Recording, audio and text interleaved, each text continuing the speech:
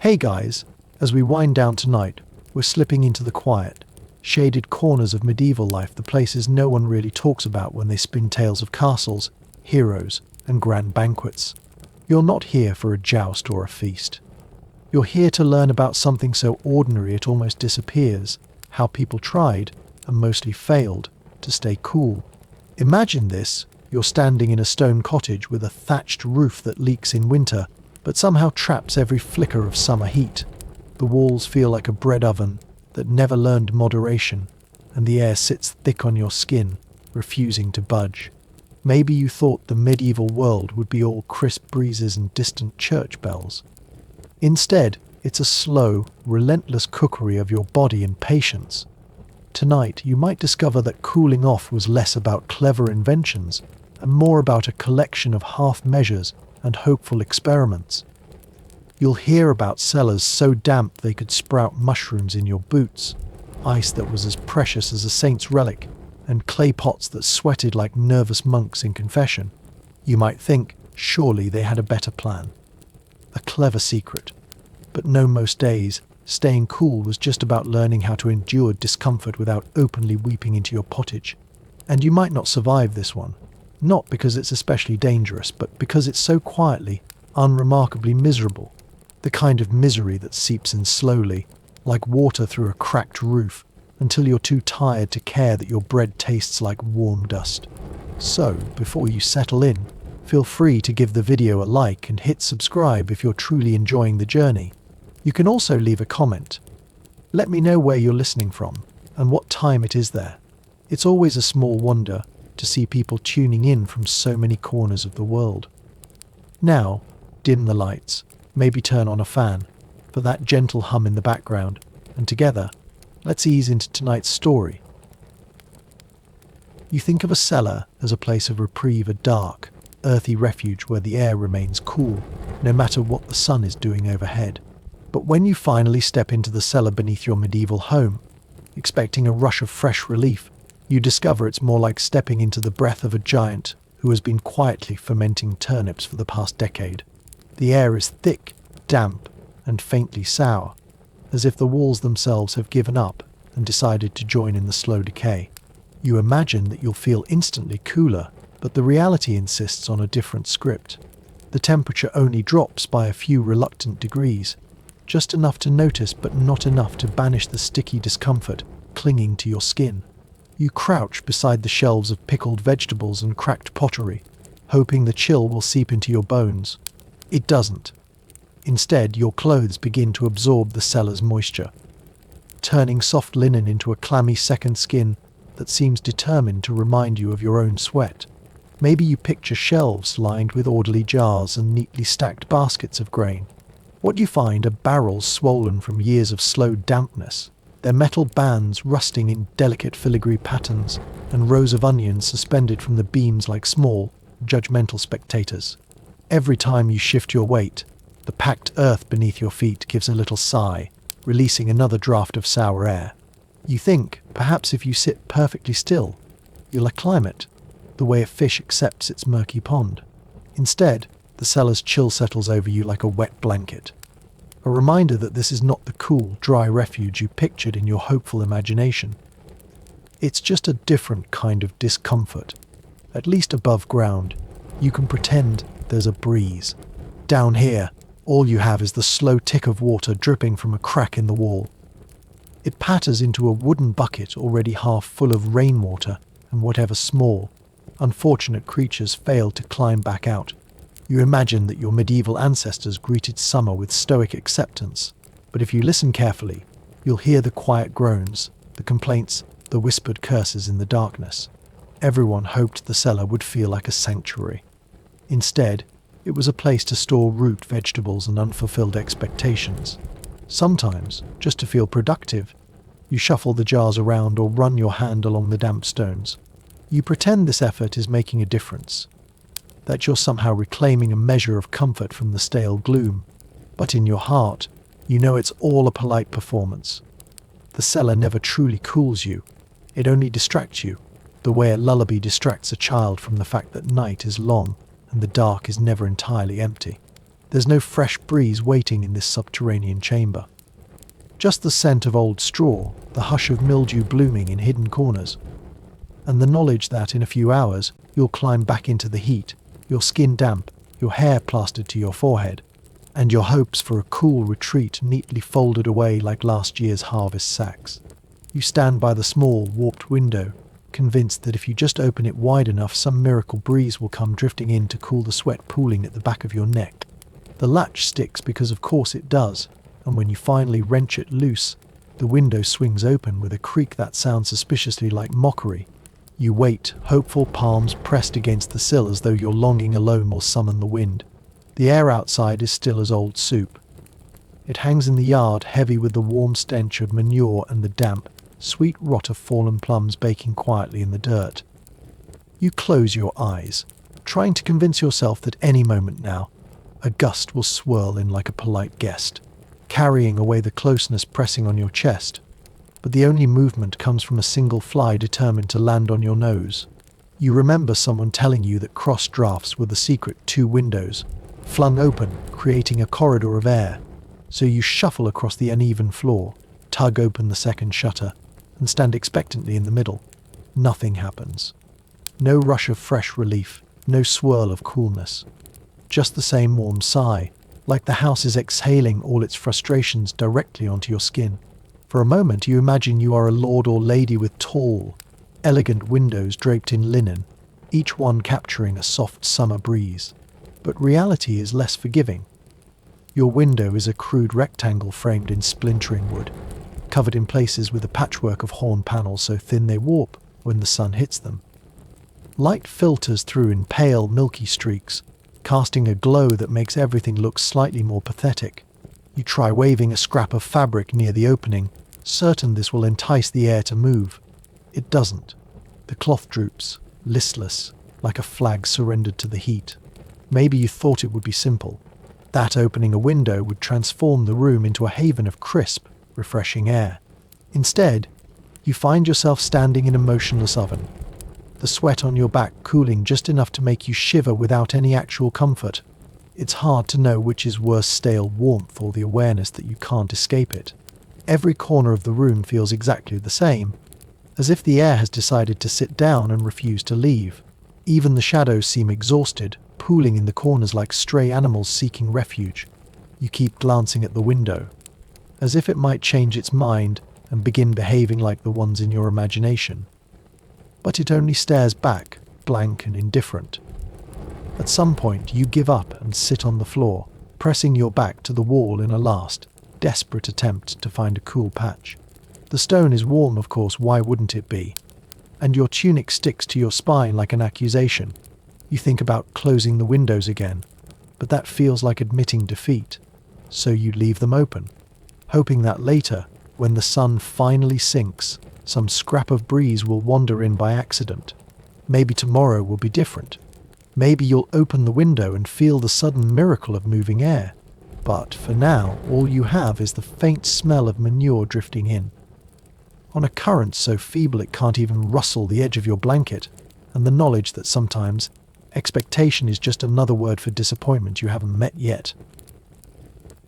You remember someone telling you, probably an older neighbor with too many opinions and too few teeth, that hanging a damp cloth across the window was the secret to surviving the summer heat.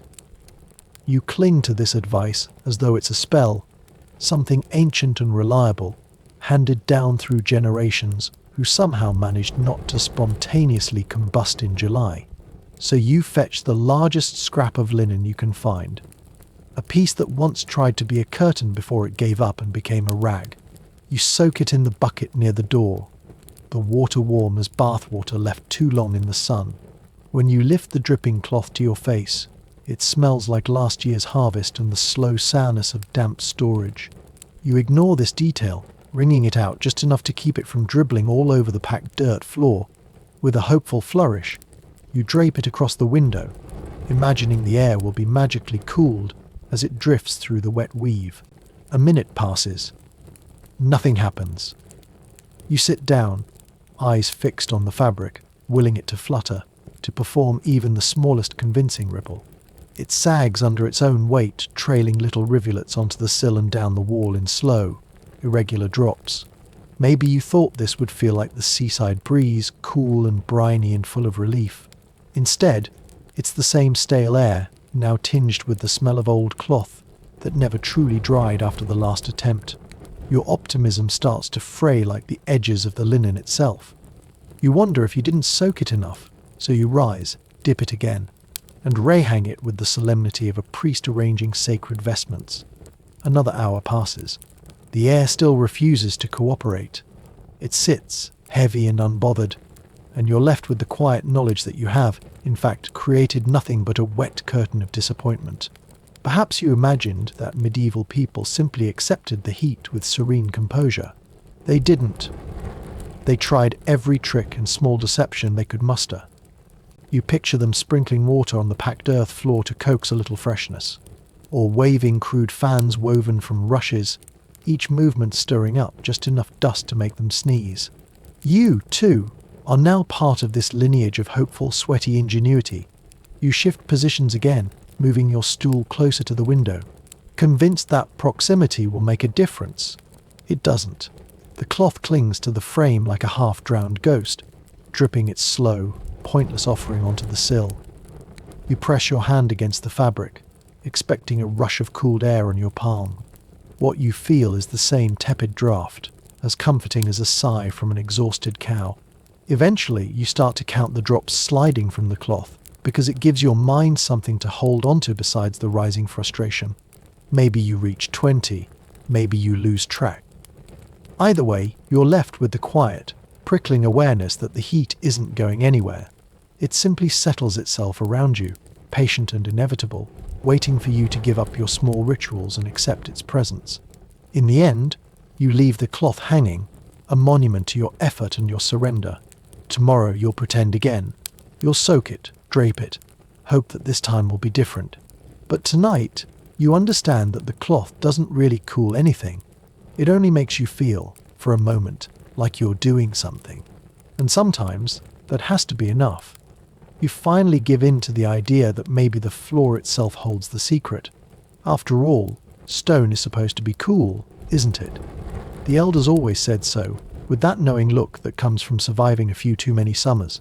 So you ease yourself down, settling onto the floor with a hopeful sigh, convinced that here, at last, is where the heat will leave your body.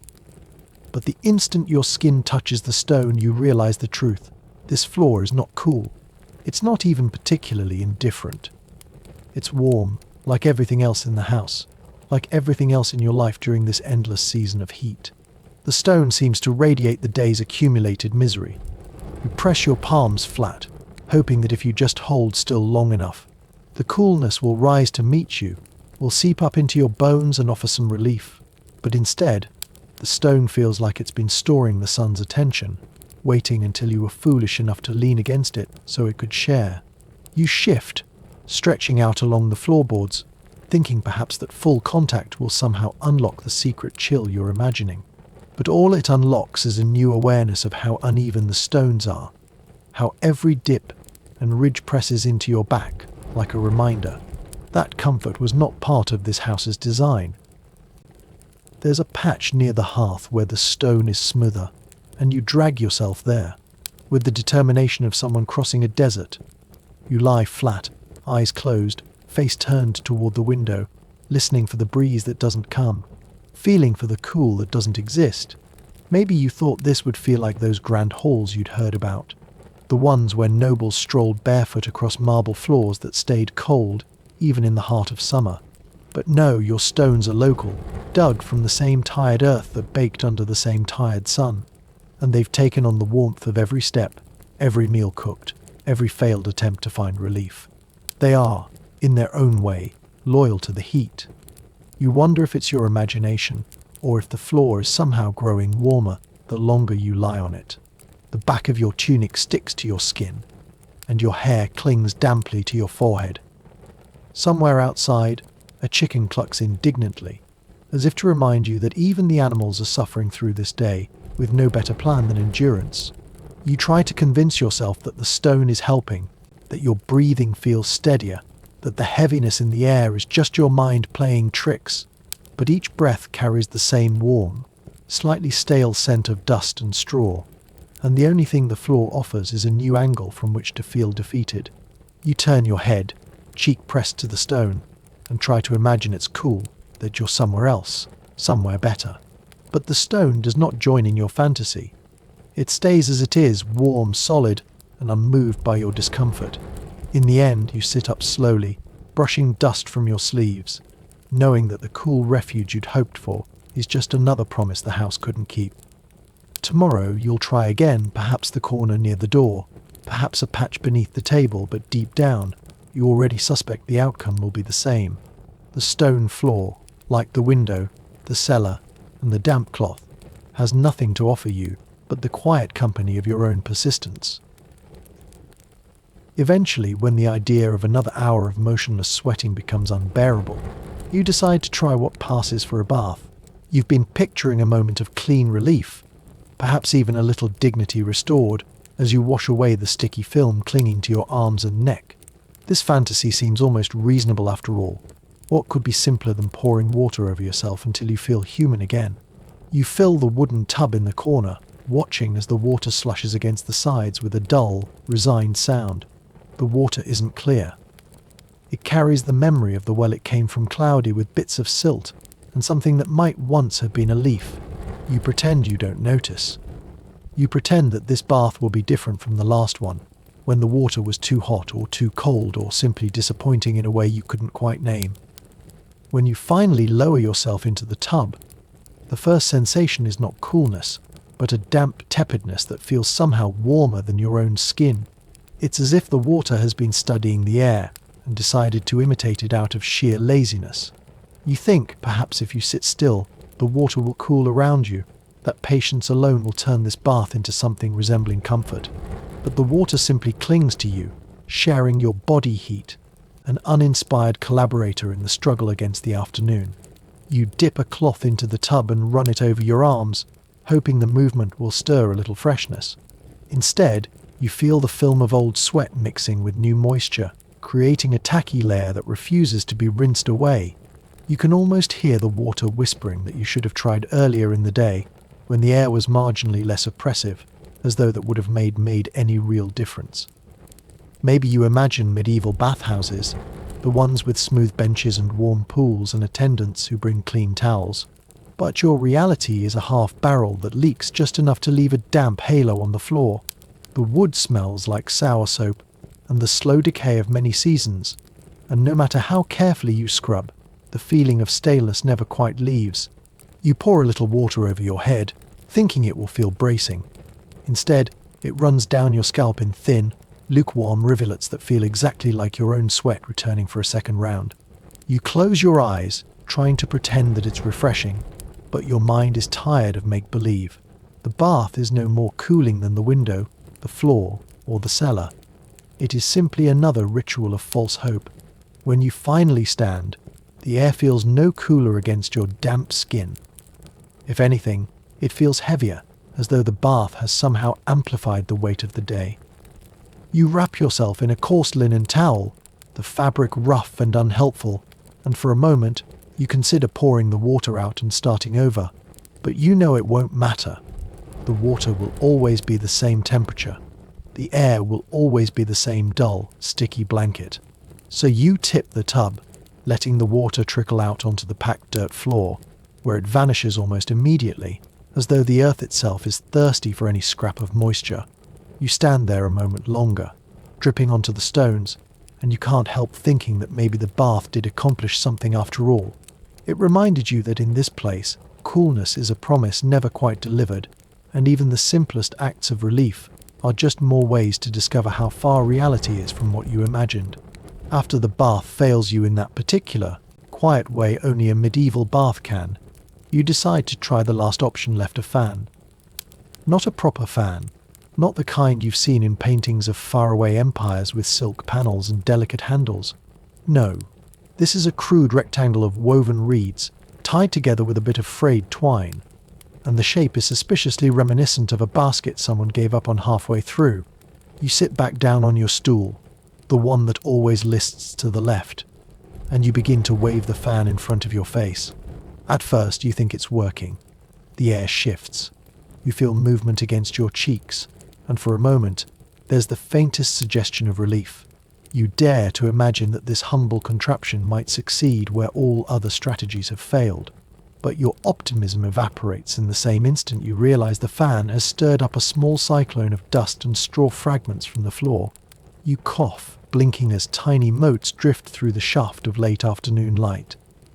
They look almost beautiful, a lazy golden snowfall, until you remember you are breathing them in with every ragged attempt to feel cooler.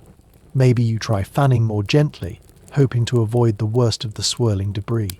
But the gentler you wave, the less the air moves, until you're left with nothing but the sight of the reeds wobbling ineffectually, while the heat continues to wrap itself around your shoulders like an insistent cat. You picture noble women in some distant storybook hall, reclining on cushioned benches while servants stand behind them, fanning them with graceful sweeps that stir perfumed breezes. You try to conjure that image for yourself, to pretend that this is all part of some dignified ritual. But each creak of the stool beneath you, and each gritty tickle at the back of your throat makes it clear that you are not the hero of any elegant story. You are simply a tired person in a tired room, moving warm air from one place to another. The harder you work the fan, the hotter you feel, because the effort is just another kind of labor your body doesn't want. Your arm aches.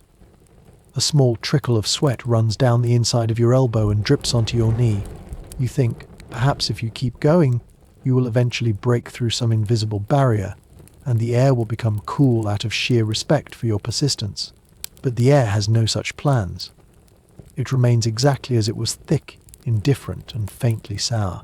You pause to rub your eyes, feeling the grit caught in the corners, and you can't help but laugh under your breath, though it's the humour of resignation rather than amusement. This fan is no different from the damp cloth or the cool stone floor. It promises more than it can deliver, and all it truly offers is the faint satisfaction of doing something rather than sitting helpless.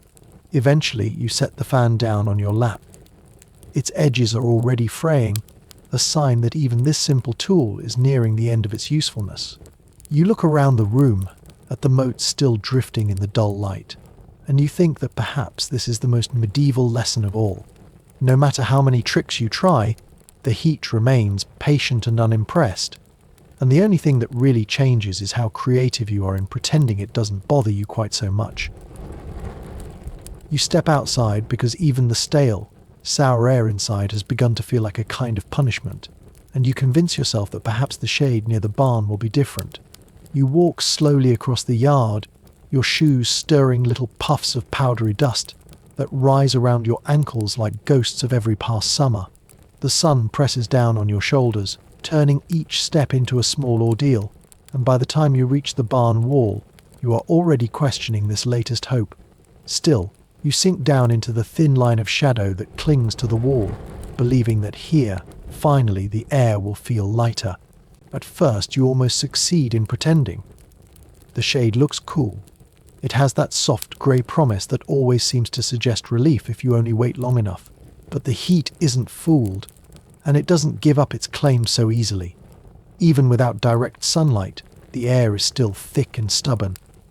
You lean your head back against the barn's rough planks, feeling the way they radiate warmth that has been stored up all morning. You close your eyes and imagine that you are in a grove of trees, hidden under broad green leaves that shiver with every gust. But your imagination can't conjure a breeze where none exists, and when you open your eyes you see only the warped boards, their grain etched in long, dry lines like a map of all the days the sun has conquered this place. Maybe you believed that sitting here would make you feel part of something older and wiser, that you would discover some secret the peasants knew, a trick that made summer gentler, more tolerable. But as you sit there, the shade no cooler than the air you left behind, you realize that even centuries ago, people simply endured. They sat in the same patch of shadow, waiting for evening to bring a respite that never came quickly enough. You shift your weight and feel the barn wall snagging at your tunic, rough fibers catching on the sweat-damp cloth. The smell rises around you, old straw, warm wood, the faint tang of manure, that never quite leaves the ground no matter how many seasons pass. You draw in a deep breath, hoping it will somehow cool you from the inside out, but all it brings is more of that heavy sweetness that makes your tongue feel dry. Perhaps if you were a different sort of person, someone with more optimism or less awareness of disappointment, you might still believe that sitting still could trick your body into cooling itself. But your thoughts feel as heavy as the air, and your patience thins the longer you wait. You start to imagine that the sun has a personality, something smug and unkind, watching you with amusement as you try and fail to outwit its warmth. Eventually you stand, brushing the dust from your skirt or your trousers, feeling the fine grit settle back into the seams of your clothing where it will stay until the next washing day. You look down at the narrow band of shade that seemed so promising, and you can't help but think it has betrayed you in a way that feels almost personal. Even now, as you step away, it looks cooler than it is, a sly invitation you've already learned not to trust. Maybe tomorrow you'll try again, because that's what people do when hope is cheap and options are few. But today you know better. The shade isn't your ally. It's just another place to sit and discover that the heat is everywhere, patient as time and twice as unrelenting. At last you decide that if nothing else will cool you, perhaps something cold to drink will be the answer. You imagine it vividly. A clay cup beaded with condensation, the liquid inside so brisk it makes your teeth ache, and your thoughts slow down. The idea alone is enough to lift you off the patch of dust by the barn and send you back inside to the corner where you keep the jug. You lift it carefully, feeling the coarse, chalky texture against your palms, and for one blessed moment, it seems heavier with promise. Maybe you think the water will be crisp because it has sat all night in the corner by the door, a place where the shadows linger longest. But as you pull the cork, the first whiff is simply warm. Not foul, not spoiled, just carrying the dull heat of a house that never cools. Still, you pour it into your cup and try to pretend otherwise. You hold the rim to your lips and hope that your imagination will supply what reality refuses. The first swallow is tepid, the same temperature as your mouth, a disappointment so small it feels like an insult. You close your eyes, determined to pretend. Perhaps if you drink slowly, the next sip will be cooler. But each mouthful tastes like water that has given up, that can't be bothered to refresh anyone. You set the cup down, but then pick it up again, unwilling to concede defeat.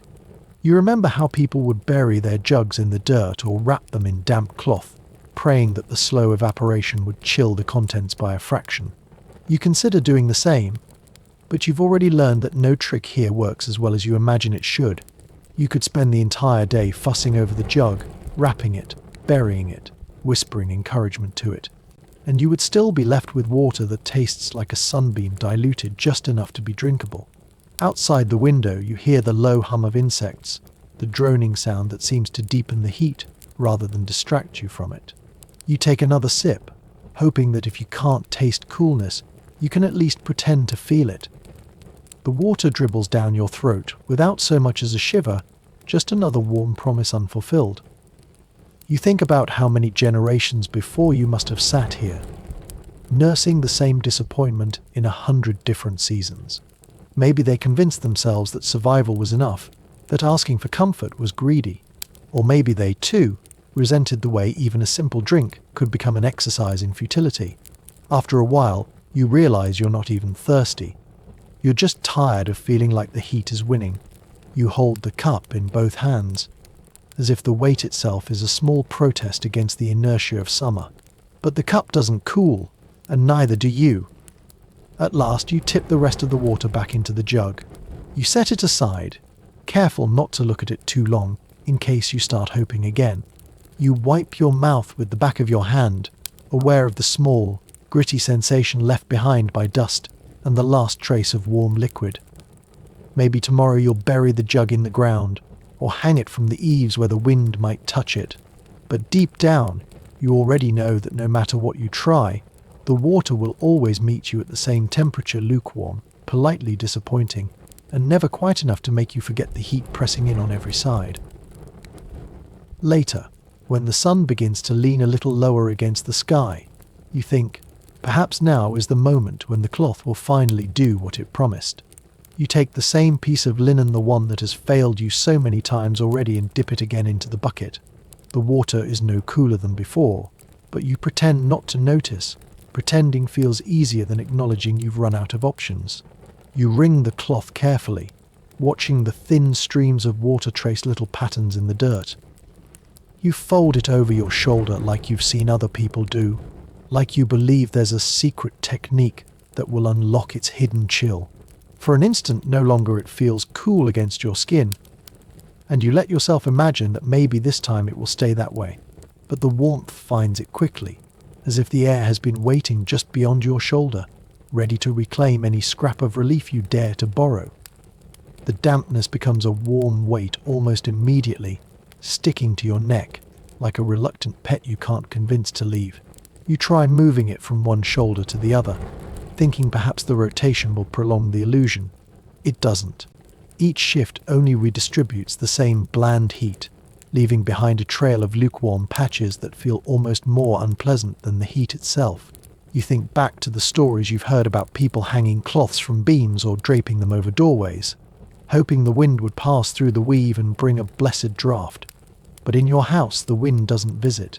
It's as though the air itself has decided to conspire against you, to remain precisely where it is, heavy and dull, unmoved by your small efforts. Perhaps you fantasize, just for a moment, that someone will appear in the doorway with a basin of water so cold it smokes in the heat. A basin carried from a hidden well, deeper and purer than any you've ever known. But when you open your eyes, no one is there. It's only you and the cloth and the walls that have memorized every one of your disappointments.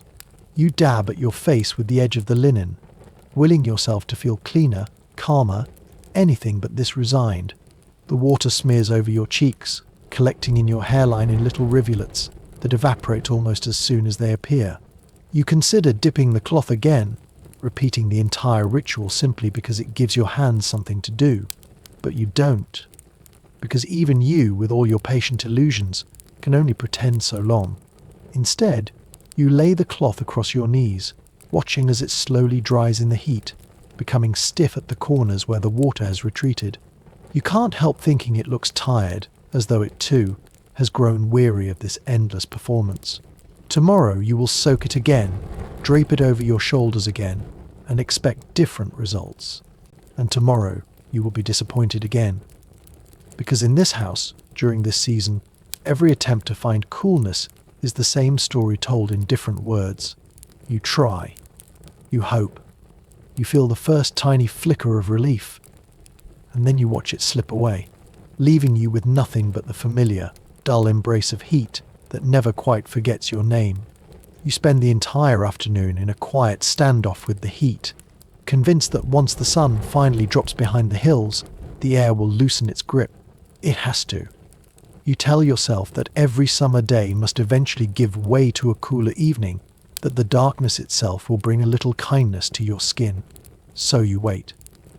You watch the light fade through the crooked window, the colour shifting from the pale glare of afternoon to the soft bruise of twilight. For a moment you believe the promise is real. You feel something like a breeze brush against your cheek, so subtle you're not sure whether it's air or your imagination staging a last desperate protest. But the breeze never returns. You sit still, straining to feel it again, but the air remains exactly as it was, motionless, stale, with that sour edge of old straw and fatigue. You stand and move to the doorway, hoping that maybe outside will be different, that the yard will feel cooler just because the sky has turned dark. It doesn't. The ground radiates all the heat it absorbed, and each step feels like you're walking across the memory of the afternoon. The packed dirt holds onto the warmth like a secret, unwilling to let it go. You breathe in and taste the dust rising in little puffs around your feet. Even the insects sound tired, their droning hum slow and resigned, as if they too have been beaten into submission by the long hours of heavy air. You think, perhaps if you wait until true night, until the stars are bright overhead, you will finally feel the coolness you've been promised all day. So you sit in the doorway, watching the sky deepen into velvet, one star, then two, then a scattering of pinpricks too distant to care about your discomfort. You remember stories of how the night was a refuge, a time when people left their doors open to let the darkness sweep through, carrying away the day's heat. But here the darkness only settles into the same heavy stillness, a different color of warmth. You try to imagine you feel relief.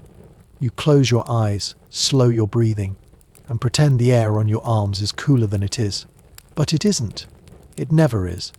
The warmth clings to you in this quiet, persistent way, like a memory you can't shake.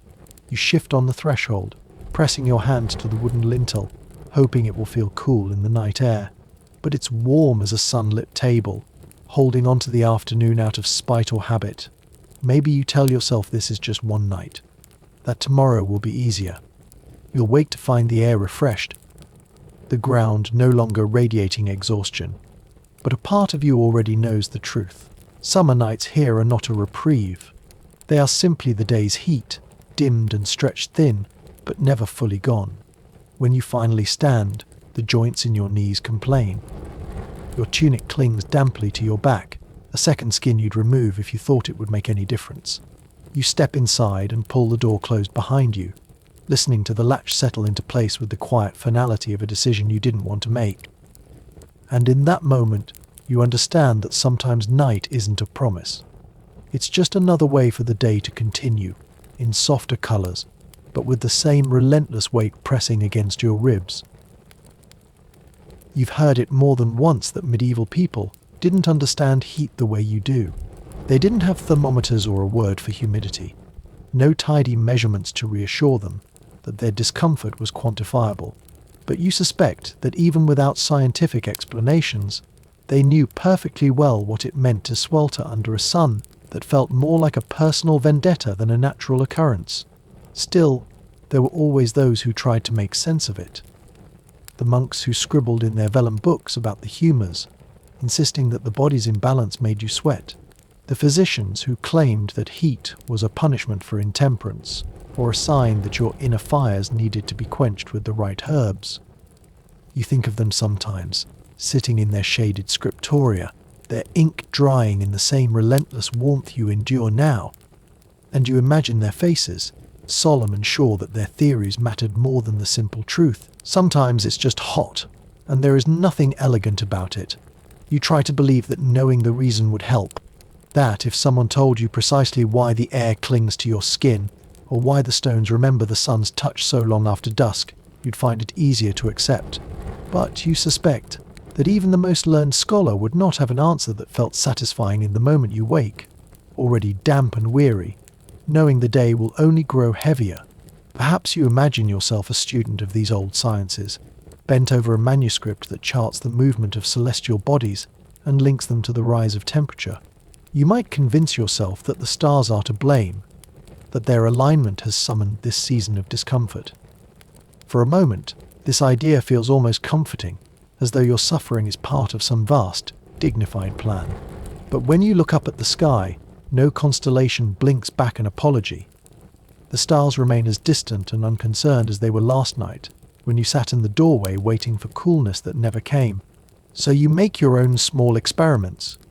You test whether a damp cloth laid over your wrists cools your blood, whether a jug buried by the threshold stays any colder than the one left by the hearth. Each attempt feels like a quiet tribute to all the people who tried before you, who held on to the hope that the right combination of effort and belief could change the air itself. But the results never vary. The cloth warms almost instantly. The jug sweats a little, as though embarrassed by its failure, and then resumes the same tepid allegiance to the room's temperature. You want to believe in something more than resignation, that there is a hidden science waiting to be uncovered. But as you sit there, turning the cup in your hands, you suspect the only real law is this: heat is a fact, and your hope is just another way to pass the time between sunrise and darkness. Even so, you keep testing. You keep dipping the cloth and burying the jug and fanning your face, as if persistence itself will reveal some secret. Because the truth is, you don't trust the science any more than you trust the shade or the night breeze. You trust the small, stubborn rituals you can do with your own hands, even when they fail, especially when they fail, because at least they remind you that you are trying, and that trying is a kind of knowledge too. At some point, you remember all the advice people have given you, the little scraps of folk knowledge that are supposed to make summer tolerable. You collect these suggestions the way a bird collects twigs without questioning whether any of them are actually useful. You hear the voices of neighbours and cousins and travelling peddlers repeating the same earnest refrains. Wet your hair, chew mint leaves, wrap your wrists in cool rags, keep your feet off the bare earth, breathe slowly so the heat won't notice you're alive. It all sounds promising, and it's better than doing nothing, so you try them all. You start by dipping your hair in a bucket that has seen better days, the water smelling faintly of moss and old iron. For a moment, perhaps too, you feel the tiniest shiver of coolness trickle down the back of your neck. You close your eyes, hopeful, thinking this is it, the thing that will finally convince the day to relent. But by the time you wring out the ends of your hair, the air has already found its way back, warming each droplet until it feels like you never bothered. So you fetch the mint leaves from the little crock on the shelf. You chew them slowly, expecting that sharp, clean flavour to bloom into something refreshing. But the leaves are old, half wilted from the same heat you're trying to escape. The taste is more like dusty grass than any kind of salvation. And though you keep chewing just in case, nothing happens. Your tongue feels no cooler, your throat no less parched. You try to believe it's working, but hope doesn't have a flavour, and neither does disappointment. Then you wrap your wrists in cloths dipped in the same lukewarm water. You sit very still, elbows resting on your knees, the wet rags clinging to your skin like the hands of a tired relative who doesn't know when to let go. You watch the drops fall to the floor, where they vanish into the dust without a trace. You remember someone claiming that if you could keep your wrists cool, the rest of you would follow. But as you sit there, you feel the warmth travelling up your arms, seeping into your shoulders, until even your breath seems heavy. You lift your feet and rest them on an old stool, because someone once said the heat rises from the earth itself, a slow, invisible tide. For a while, you pretend this position is more comfortable, that you're floating above the worst of it. But your legs ache, and the sweat still gathers behind your knees. You shift, searching for a better angle, but the heat follows you like a patient creditor, always collecting. Even your breathing feels suspect now. You try to slow it, imagining that shallow breaths will make you invisible to the warmth. You picture the air gliding past you, unwilling to settle on so still. But when you inhale, it's the same thick, dry, tasting faintly of straw and resignation. At last you lower your feet and unwrap your wrists, letting the cloths fall into your lap in small, defeated heaps. You look at them for a moment, considering whether to try again, but you already know the answer. The wise advice is just another ritual, no more effective than your own stubbornness. And in the end, you understand that knowing every trick does not mean any of them will work. It only means you'll have more ways to be disappointed, one gentle failure at a time. By the middle of the second afternoon, you start to wonder if you're imagining the heat entirely, if perhaps you've invented it out of boredom and some quiet craving for misery. But then you notice how the air sticks to your skin, how it weighs on your eyelids, and you realize it's real enough. So you decide to try the last piece of advice you've heard whispered by grandmothers and travelling herbalists alike damping down the floor. You fetch another bucket of water, heavy enough that your arms ache by the time you set it down near the door. The water sloshes against the sides, carrying that faint iron and the smell of wet wood. You dip your cup and pour the first slow stream across the packed dirt. You watch it spread in dark, cool veins that look, for one hopeful moment, like the solution you've been chasing. You pour again and again, the earth drinking in every drop without complaint, as though it, too, has been waiting for relief. For a little while, you feel something close to optimism. The air smells different, damp instead of dry, a little cleaner, like the aftermath of rain you've never seen here. You think perhaps this is the answer, that you've discovered the secret ritual older than any science. Simply give the earth what it's been missing, and it will return the favour. You pull your stool back to the doorway and sit there, letting your toes rest on the newly darkened soil, convinced that any second now the temperature will fall. But the minutes pass, and the air does not shift. The heat continues to press down, no less stubborn than before. You lean forward, your face close enough to the floor that you can smell the mineral sweetness rising with each slow exhalation of vapor. You close your eyes and pretend the dampness is cool, that your skin feels lighter, your breath easier, but it's only a different kind of warm, moist and heavy, instead of dry and heavy, which hardly feels like progress. Perhaps you think the dampness needs time. You sit still as the water soaks deeper, waiting for some hidden transformation. You imagine the ground giving up its stored heat inch by inch, as if the water has coaxed it into surrender, but nothing changes. The damp floor turns patchy as it dries, leaving behind a dusty crust that flakes against your bare feet when you shift position. You think that if the earth could talk, it would only sigh and tell you it's been here longer than any of your efforts, and it has no interest in playing along with your small ambitions. You consider fetching more water, repeating the entire process, but you already suspect it will end the same way. The dampness will vanish, and you will be left exactly where you started, except now you'll have the added inconvenience of muddy footprints to track across the threshold. You lean back on your stool, pressing your palms against your thighs, feeling the tacky film of sweat that never seems to evaporate. In the end, you understand that some rituals are more about the comfort of doing than the satisfaction of succeeding. You dampened the floor because it was something to try, something to believe in for an hour. And though it didn't work, though it never really could, you still feel a quiet gratitude for the illusion it offered, for the small hope it let you hold before the warmth returned to remind you who was in charge. By now, you have tried every obvious strategy, each more hopeful than the last, and all equally inadequate. So you turn to something less logical, something more stubborn, your blanket. You know it makes no sense to keep it near you in this heat. You tell yourself every morning that today will be the day you fold it neatly and set it aside, that you will sit without it and feel somehow lighter. But each time you reach for it, you find you can't bring yourself to let it go. Perhaps it's the weight that reassures you, the way it presses your lap and thighs, pinning you to the moment when you would rather drift away. You think it is ridiculous everyone knows you should shed layers in the summer, not wrap yourself in them.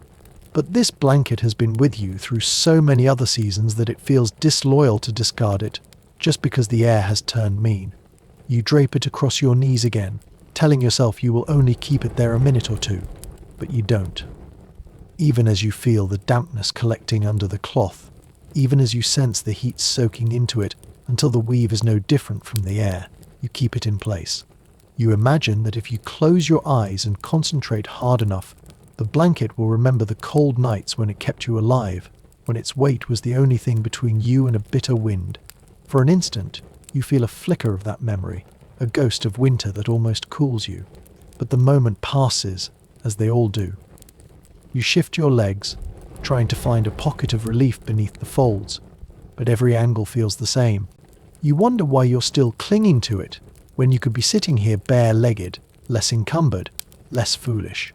Yet when you gather the corners to fold it, your hands hesitate, as if some small part of you believes the blanket might still change its mind and become something better than it is. You think about how people talk about comfort as though it is something separate from suffering, something clean and bright and easily won. But you suspect that sometimes comfort is simply familiarity, the knowledge that this heavy, stifling thing has shared enough of your days to be forgiven for failing you. The blanket is not your enemy, no more than the walls or the floor or the tepid water in the jug. It is just another thing that can't save you but doesn't expect you to pretend otherwise. So you keep it there, folded loosely over your knees, absorbing the same heat that drapes itself over your shoulders and nestles in the hollow of your throat. You think, maybe tomorrow you will finally set it aside. Maybe tomorrow you will be braver or wiser or simply too exasperated to tolerate its weight any longer. But today you let it stay. You let it hold you in the only way it can, even if that means you are a little warmer, a little more uncomfortable, and a little less ready to surrender the small, steady company it offers. Because some burdens are easier to carry than to abandon, even when they make the long, slow hours feel heavier. And in the end, you understand that the heat is not just something around you, it is something you have learned to hold, as familiar as the blanket you can't quite bring yourself to put away. At dawn, when the light was still thin and hopeful, you buried the jug by the threshold. You had heard it said that a vessel sunk into the earth would gather the coolness hidden beneath the surface, that when you lifted it out hours later, the water inside would feel like a secret something crisp and clean that the sun could not touch.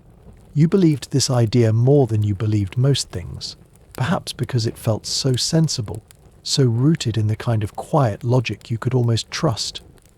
When you set the jug in its shallow pit, you touched its sides, imagining you could already feel the chill beginning to seep in. The thought comforted you through the long morning as you moved slowly through the house, trying to find a corner that wasn't as warm as your own skin. Each time you passed the door, you glanced down at the buried jug as if it were a companion, keeping vigil over the promise you'd invested in it. By midday, you could no longer resist the anticipation. You bent to lift it out, careful not to spill a drop. The jug was heavy and damp in your hands, its clay sweating under your fingers. For a moment, a bright, treacherous moment, you were sure it had worked. You felt a coolness that seemed real enough to set your pulse humming with relief.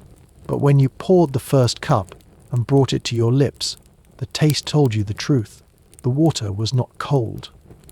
It was the same tepid temperature it always became by afternoon, the same disappointing warmth that refused to leave your tongue.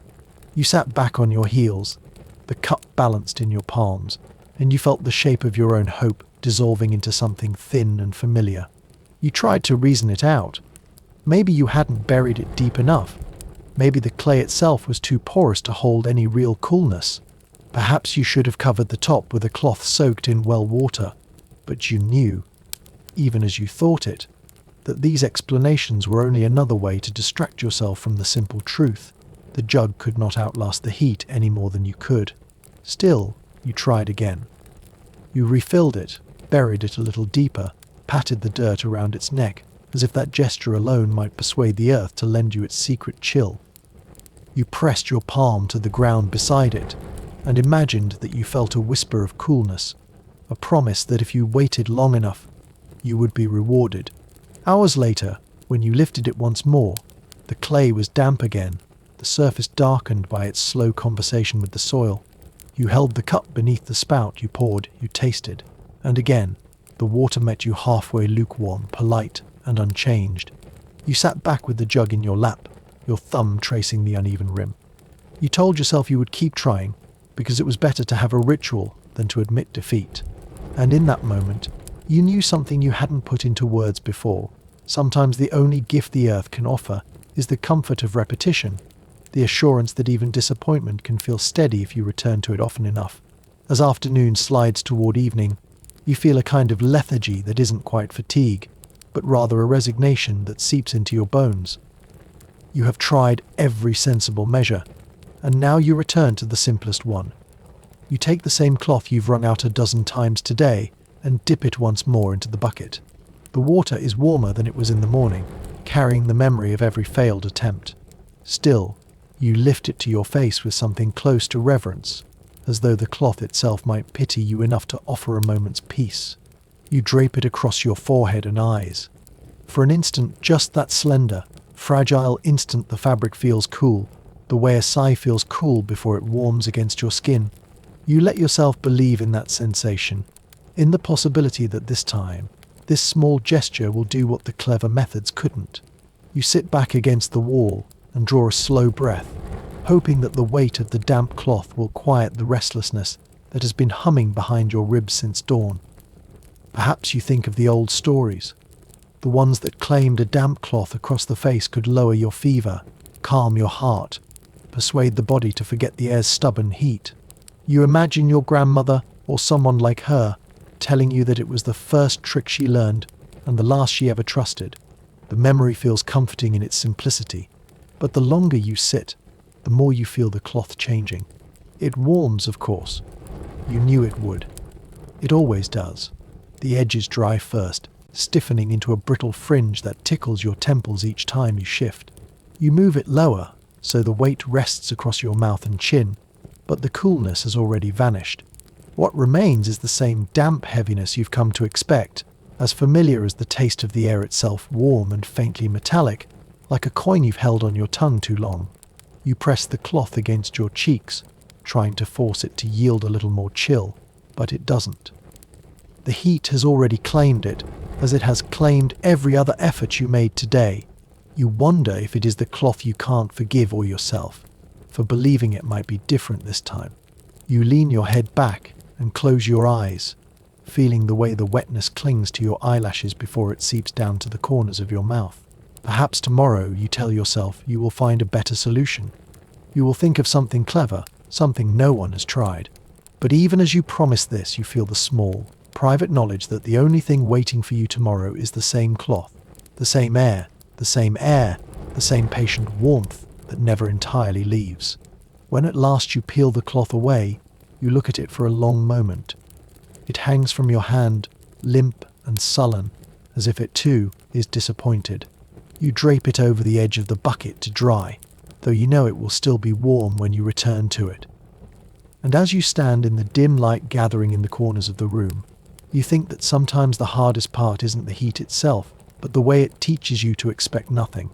There comes a point when you begin to suspect you have exhausted every clever measure, every inherited tradition, every small ritual that promises relief, so you decide to abandon the half measures. You fill the bucket again, brimming this time, and you carry it carefully to the middle of the floor. It's heavier than you remember, pressing your palms into dull aches, but you feel a strange determination. You are not merely dipping cloths or sipping tepid water. You are going to pour it over your own head, as though sheer abundance could succeed where caution has failed. You kneel beside the bucket and dip your hands in first. The water is neither cold nor warm, merely the temperature of the day itself, somewhere between unremarkable and unpleasant. You close your eyes, trying to remember the sensation of true coldness, the sharp, immediate clarity that used to come from snowmelt or the first drink drawn from the well before sunrise. But memory is thin comfort. You open your eyes again and lift the bucket, bracing it against your shoulder. The first cascade hits you with a dull weight, not the bracing shock you imagined, but a kind of sluggish drenching that flattens your hair and pools around your collarbones. You keep pouring, telling yourself that more must be better, that if you just empty the whole vessel over yourself, some hidden pocket of coolness will be coaxed out at last. The water sluices down your back, gathering in small rivulets along your spine before seeping into the waistband of your clothes, where it clings like a damp promise you already know will be broken. You tip your head forward and let the last of the water pour across your scalp. For one delicate moment, so quick you could almost pretend it didn't happen, you feel a shadow of coolness, the ghost of what you had hoped for.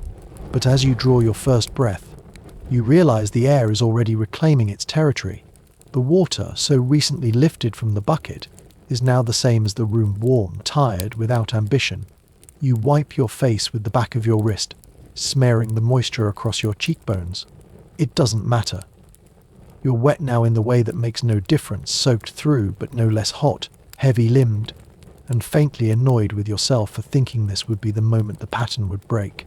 You wonder if your ancestors did the same thing on days like this, pouring water over their heads, not because it worked, but because it was something to do, a gesture to prove they were not entirely powerless. You imagine them in the same posture you are in now, hair dripping, eyes closed, bracing themselves for the disappointment that always came next. When you finally stand, the hem of your tunic clings to your knees, and small droplets fall to the dirt floor, leaving dark spots that evaporate almost before you can notice them. You bend to pick up the empty bucket, feeling the faint warmth still clinging to the handle, and you carry it back to the corner, lighter but no more triumphant. For a long moment, you stare at the space where the water disappeared, trying to decide whether to fill the bucket again or simply accept that some discomforts are too persistent to be washed away. And in that silence, you understand that perhaps all your efforts are less about cooling yourself and more about reminding the heat that you are still here, still willing to try, no matter how many times the outcome fails you. Evening creeps across the yard, its shadows longer and softer than the brittle glare you woke to, and you begin to think that perhaps outside the doorway, the air might finally feel different. You stand there for a moment, hand on the lintel, watching the last of the light slip behind the fence. The grass looks cooler in the twilight, pale and quiet, as though it holds some secret the house can't know. You tell yourself this is your chance to slip free, that stepping over the threshold will be enough to loosen the heat's hold. So you walk out, one careful step after another, until your bare feet settle on the packed dirt of the yard. You pause to feel the difference, waiting for a breath of air to find you. But the night is a shallow promise, no deeper or more generous than the afternoon. The dirt holds the memory of the day's sun the way old linen holds a stain, a warmth that seeps up into your soles and curls around your ankles like an unwelcome greeting. You think of how many times you have stood here, certain that tonight would be the night when the breeze came back, when the darkness would finally reclaim the hours it lost to the sun. You picture your own small figure from above a tired silhouette against the dusk, stubborn enough to keep believing in a relief that never comes. Perhaps you lean against the doorway, your hand resting on the frame still radiating the day's heat. You try to pretend that the weight pressing on your shoulders is only fatigue, something that will pass if you stand here long enough. But you know it isn't true. The warmth has become a presence, quiet but insistent, folding itself around your ribs, until you forget there was ever a time you didn't carry it. For a moment you consider walking to the fence line, to the place where the grass turns into thistles and the air is scented with evening blossoms. You imagine that if you stand there long enough, you will feel a draft slip past, some hidden eddy of cooler air that has lost its way. But you have done that before, and the memory returns with all its weary clarity, the grass damp against your calves, the soft promise of relief that turned out to be nothing but a darker version of the same stale heat. So you stay by the door, feeling the last of the daylight withdraw from the yard. You notice the way the shadows collect in the low places under the eaves, along the troughs left by wagon wheels, and you tell yourself that if the heat has grown quieter, it must be because it is tired, too. But you don't quite believe it. You suspect it is only waiting for you to turn away before it tightens its hold again. When you finally step back across the threshold, you feel the faint weight of dust clinging to your feet. You brush it away without thinking, as if that small gesture can erase the hours you have spent trying to outweight something that does not tire. And as you close the door behind you, you realize you have begun to expect this, that every evening will end the same way, with the quiet acceptance that there is nowhere left to go. By the time the stars have arranged themselves overhead, scattered and remote, you find yourself in the center of the room, sitting cross-legged on the packed earth. You tell yourself you will do nothing now, that simply being still is the final tactic left to try. You close your eyes and count your breathing, as though the slow rise and fall of your chest might persuade the heat to loosen its hold. You have heard that the body can trick itself, that if you breathe slowly enough, your skin will believe it is cooler than it is. You inhale, counting to 4, then exhale just as slowly, feeling the stale warmth pass over your lips. At first, you imagine it working. You picture the air around you softening, folding itself into something thinner and less oppressive. But it isn't true.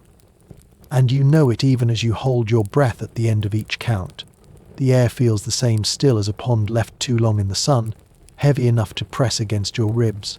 You try again, this time letting your hands rest palm down on your knees. You think that if you make your body quiet enough, your thoughts will follow, that your awareness of the heat will slip away like a leaf carried downstream.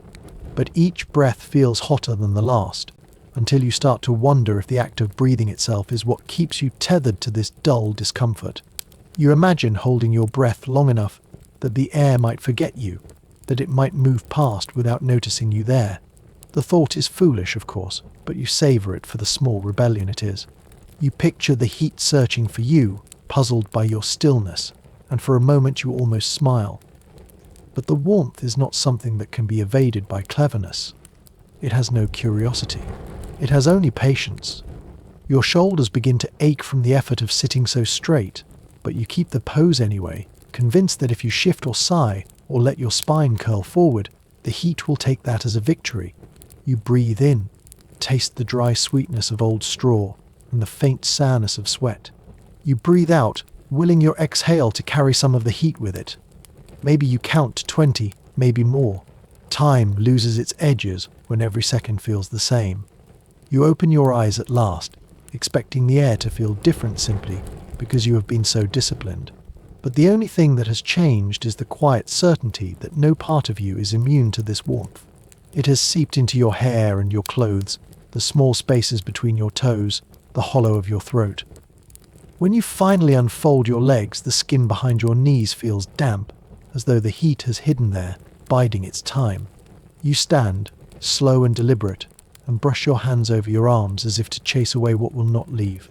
The stars blink overhead, too far away to care, and you understand that slowing your breath is just another promise the night makes without meaning to keep. Still, you feel a reluctant respect for the ritual. Even if it failed, it gave you something to do, a reason to pretend the air could be reasoned with.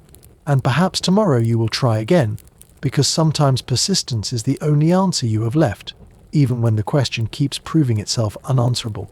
When you finally give up on sitting still, when you concede that no amount of measured breathing will persuade the air to turn gentle, you decide to prepare for the long hours ahead in the only way that still feels hopeful. You fetch the wooden bowl from its place on the shelf, the one you use for washing in the morning, and you fill it with water from the bucket you had thought might stay cool. You tell yourself that if nothing else, the sight of it will be a comfort. You carry it to your bedside and set it carefully on the floor where you can reach it without worry. The surface glimmers in the lamplight, a small, wavering mirror that makes the water look deeper than it is. You kneel beside it for a moment, your palms resting on the rim, and you imagine that this bowl holds the possibility of relief, that when you wake in the night sweating and restless, you will plunge your hands into it and feel something that resembles kindness. The thought is so convincing that you almost believe it will change everything. You climb onto your narrow bed, the straw mattress crackling under your weight, and arrange your limbs in the way you think will feel least oppressive. Your tunic clings to your back, and each breath brings with it the same sour warmth, but you hold on to the image of the water waiting at your side, a small promise you can return to whenever you need it. Perhaps you fall asleep for a little while. You drift in and out, the night folding itself around you like a heavy curtain. Each time you wake, you reach down and dip your fingers into the bowl, and for a heartbeat no longer you feel something that almost passes for coolness. You lift the water to your temples, your cheeks, and for that instant, you can pretend you have outlasted the heat. But each time you return your hand to the bowl, the water feels a little warmer, a little more resigned to the air's demands. You imagine you can see the heat thickening in it, softening the reflections into something dull and tired. You swirl your fingers slowly, as if that will stir the chill back into being, but it doesn't. All it does is send a small wave lapping against the side, the sound as hollow as your hope. You think of the first time you tried this years ago, maybe longer, and how you believed then that water was stronger than air, that it could hold its own against any summer. But now, watching the bowl grow dull, you know better. The heat is patient. It knows how to wait, how to claim whatever you leave unattended. When you wake again near dawn, the water is as warm as your skin. You rest your fingertips on the surface and feel no difference, no line between your own warmth and what was meant to soothe you. You leave your hand there a moment longer, as if willing the memory of coolness to return. But it doesn't. At last you sit up, the straw creaking beneath you, and you look at the bowl with something that is almost affection. You cannot fault it for trying. Like every other small comfort you've turned to, it did its best, even when its best was never going to be enough. And you understand, as you lift it and pour the water back into the bucket, that sometimes the purpose of these gestures isn't to succeed, but simply to prove to yourself that you haven't stopped hoping altogether. When dawn comes, it doesn't feel like a beginning. It feels like a continuation of the same long day you never truly escaped. You sit up slowly, the straw crackling under you as if to remind you that no part of this place has ever been kind. For a moment you allow yourself to hope that perhaps the night has cooled the walls, that, while you slept, the stones have given up their stubborn warmth and turned cold to the touch. You swing your feet over the edge of the bed and press your palm against the nearest block. The surface feels warmer than your skin, radiating a dull, steady heat that has nothing to do with sunlight and everything to do with how the walls remember. You imagine the heat soaked into the stone, collecting in every crack and pore, hoarded like an old grievance the house refuses to let go. You stand and press both hands flat against the wall, as though you might coax the warmth out by sheer force of will. For a heartbeat perhaps less you think you feel a cooler layer, just beneath the surface, a hidden pocket of comfort waiting to be claimed. But the longer you stand there, the more you realize that whatever you thought you felt was only your own imagination, a small kindness your mind offered before the truth could settle back in. The truth is that the walls have been holding this heat longer than you have been alive. You suspect that if you could peel away each layer of plaster and stone, you would find the memory of every summer pressed between them, years stacked like bricks, each one as relentless as the last. You run your fingers along the mortar, feeling the way it crumbles at the edges, and you wonder how many people have stood here before you, hands on the same line of stone, waiting for a coolness that never came. Maybe you think that if you lean your forehead against the wall, it will feel cooler than your palms. You do it anyway, because hope is a habit you haven't yet learned to break, but the warmth seeps into your skin, unhurried and inevitable, and you stand there a little longer than you should, trying to believe that endurance is the same thing as relief. When you finally step back, the air feels no different. You look around the room, at the ceiling beams darkened by age, the small window that has never let in a proper breeze, the bucket in the corner half full of water you can't bring yourself to taste again. You think that maybe the worst part isn't the heat itself, but the way the walls seem to watch you, as if they know exactly how little you can do to change them. Perhaps tomorrow you will try something else, hang wet cloths across the window, bury the jug deeper, sit with your back to the door instead of the wall. But you already suspect these gestures will end the same way, that the heat will outlast you as it always does. Still, you let your hand rest on the stone for a moment longer, because even disappointment can be familiar, and sometimes you prefer the certainty of failure to the effort of pretending you expect something better. When you finally turn away, the warmth lingers in your skin, a quiet echo of every morning you have woken in this room. And you understand, though you don't say it aloud, that the walls are not your enemy. They are simply another witness to your attempts to outwait what cannot be hurried, another part of the house that holds your secrets as well as your failures. You have never liked the little window, though you have spent more hours than you can count standing in front of it. This morning, you find yourself there again, as if the habit has decided for you. The sun has barely cleared the rooftops, and already the pane's thin sheets of horn that warp the light into dull streaks are warm to the touch. You run your fingers along the ledge, collecting a film of fine dust that never goes away, no matter how many times you wipe it with a damp rag. You tell yourself that if you open the shutters wide enough, some scrap of night air might still be hiding in the corners, waiting to slip past your skin. You lift the latch carefully, the wood swollen from seasons of neglect, and push the shutter outward. It resists you like everything in this house resists. When it finally yields, it does so with a groan that sounds almost personal. You pause, half expecting the air to rush in and cool your face, but the breeze is not there. It is never there. The yard lies flat and motionless, the grass bending under its own dull weight. You stand there, hands on either side of the frame, feeling the heat begin to gather in the hollow of your collarbone. Maybe you remember the old tales someone's grandmother insisting that morning air is special, that if you breathe deeply enough before the sun climbs too high, you can steal a day's worth of freshness and keep it folded inside you. You try. You inhale slowly, filling your lungs with air that tastes faintly of warm earth and something older you cannot name. It feels no different. For a few minutes you pretend that standing here is enough, that the simple act of opening the window makes you braver. But then the dust begins to drift in from the sill, catching the light in slow spirals, and you realize you are simply watching another promise dissolve. You brush the dust from your palm, though you know it will return before you think to look again. Perhaps you think that if you lean closer, you will feel something change. You press your cheek to the frame, searching for any hint of coolness, but the wood is warm, and the horn panel softer than you expect, already beginning to warp from another summer's patience. You close your eyes and imagine you are somewhere else, somewhere with tall windows that open onto green hills, where the air is scented with something kinder than dust and fatigue, but your body refuses the fantasy. You open your eyes and find the same yard, the same tired light, the same dull certainty that you have not left. You step back at last, leaving the shutters open, because closing them feels too much like surrender. You know the heat will come in, but it would have found its way to you anyway. You run your hand over the windowsill again, feeling the fine grit, the tiny scratches left by years of weather. It is almost comforting in its familiarity. Even disappointment can be steady if you return to it often enough. You turn away, brushing your palm over the front of your tunic, and you wonder how many times you will repeat this small, unremarkable ritual. You already know the answer.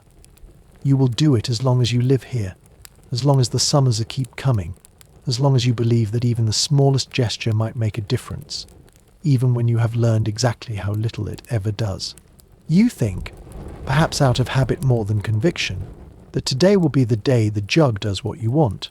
It sits on the low shelf near the door, squat and unassuming, its surface etched with the shallow scratches of years spent in the same quiet service.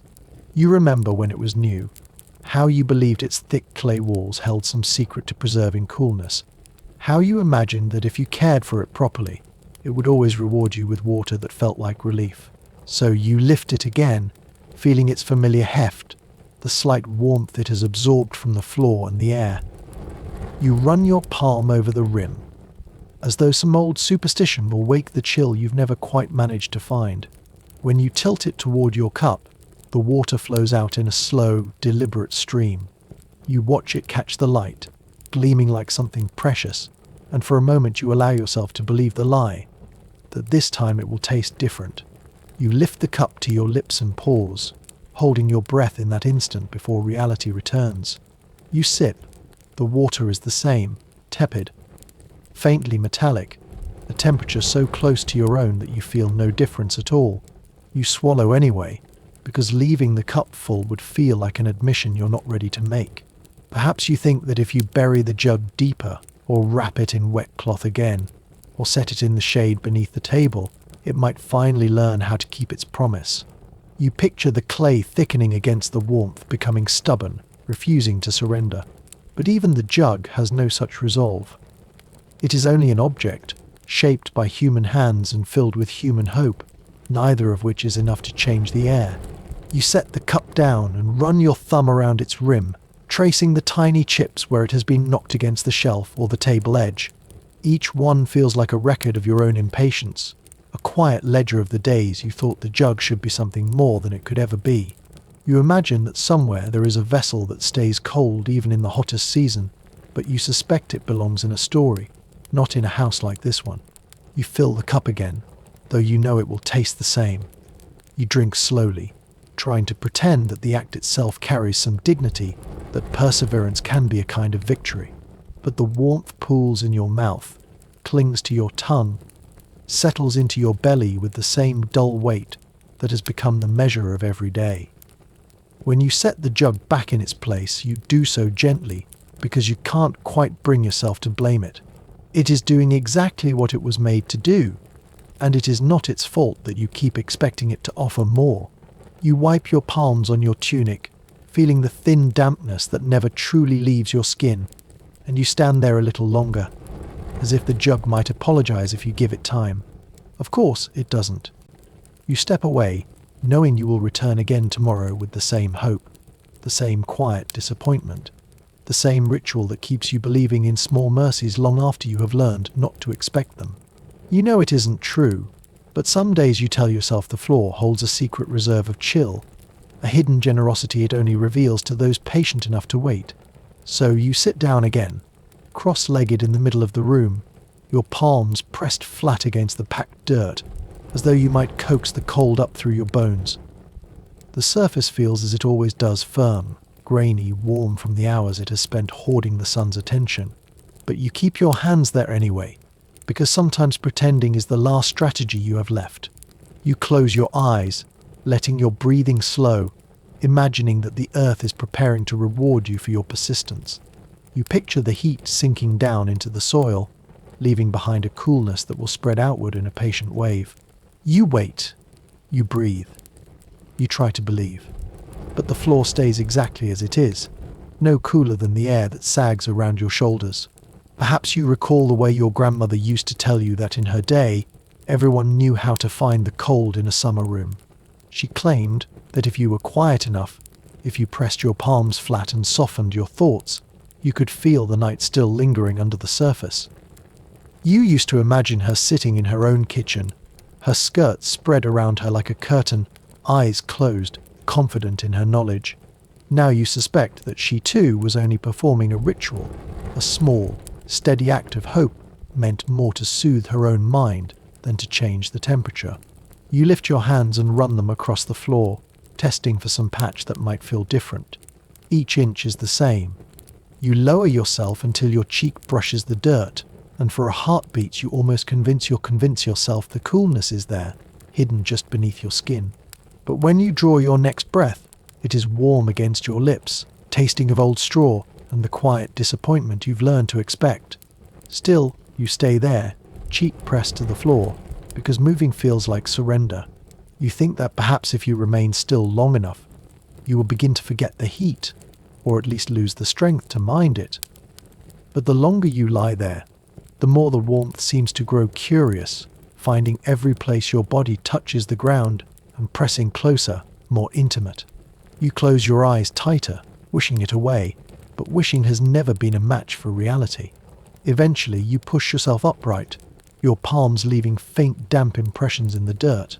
You look at them for a moment, these small, temporary marks, and you think that even they will vanish soon enough, the heat claiming their edges, smoothing them into nothing. You brush your cheek with the back of your hand, feeling the grit that clings to your skin, and you wonder how many days you will spend searching for a relief you no longer expect to find.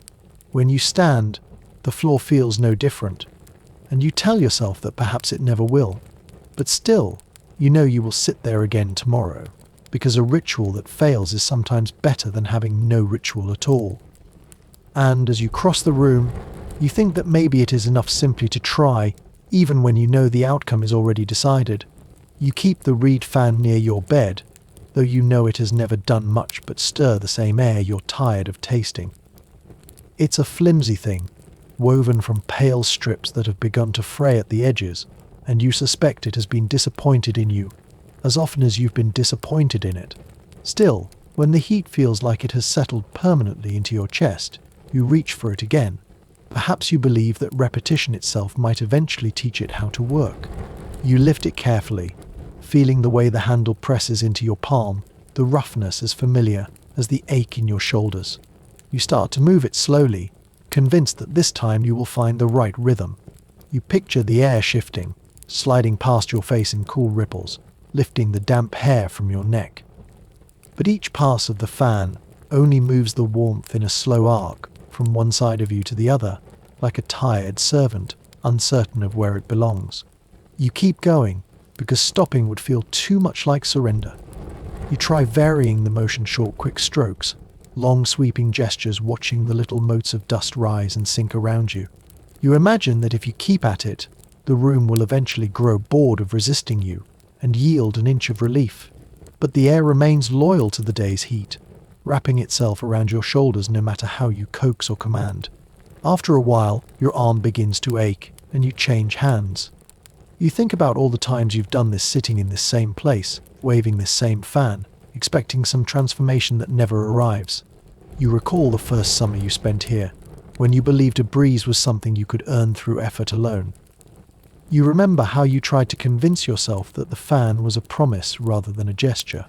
Now, as the reed edges flutter against your wrist with every stroke, you understand that the fan has learned nothing, just as you have learned nothing that makes any difference.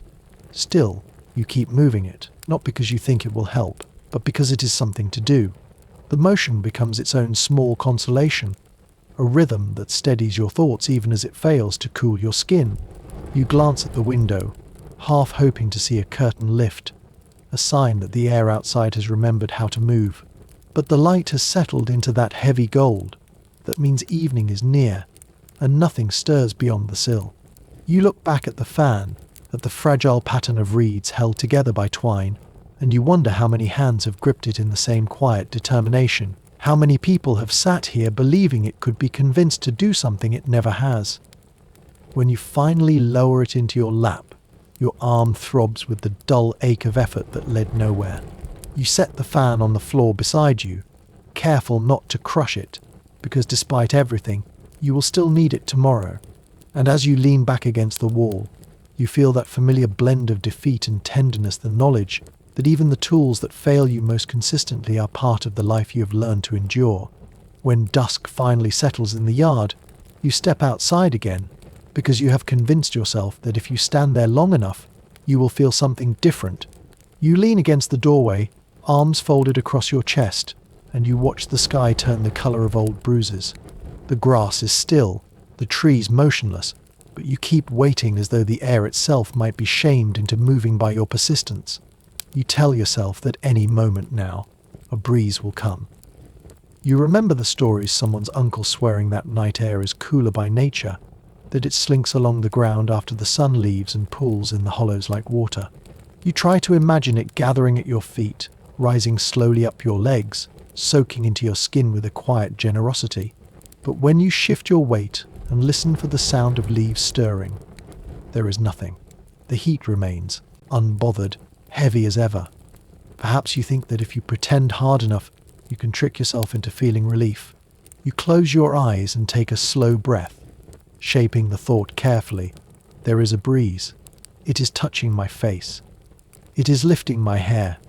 You hold the image steady, almost afraid to open your eyes and see the truth. For a moment, a brief, bright moment, it almost works. You feel something that could be mistaken for coolness, an echo of the evenings you imagined rather than the ones you've lived. But when you exhale, the air is still thick on your tongue. It tastes of warm dust and the bitter edge of disappointment you've swallowed so many times you hardly notice it anymore. You open your eyes and look at the yard, the way the last light settles into every dip and crease. You think it is beautiful in its own way, but beauty doesn't change how it feels on your skin. You step out onto the grass, hoping movement will encourage anything to stir. The blades bend beneath your feet, leaving small, damp impressions that fade almost as soon as you lift your heel. You walk to the fence and stand there, palms resting on the rough wood, and you try again to summon the breeze with your attention. But the world doesn't care whether you are hopeful or weary. The air stays where it is, thick and patient, as if to remind you that it belongs to no one. When you finally return to the doorway, you feel as though you are carrying the warmth with you, woven into your hair and the folds of your tunic.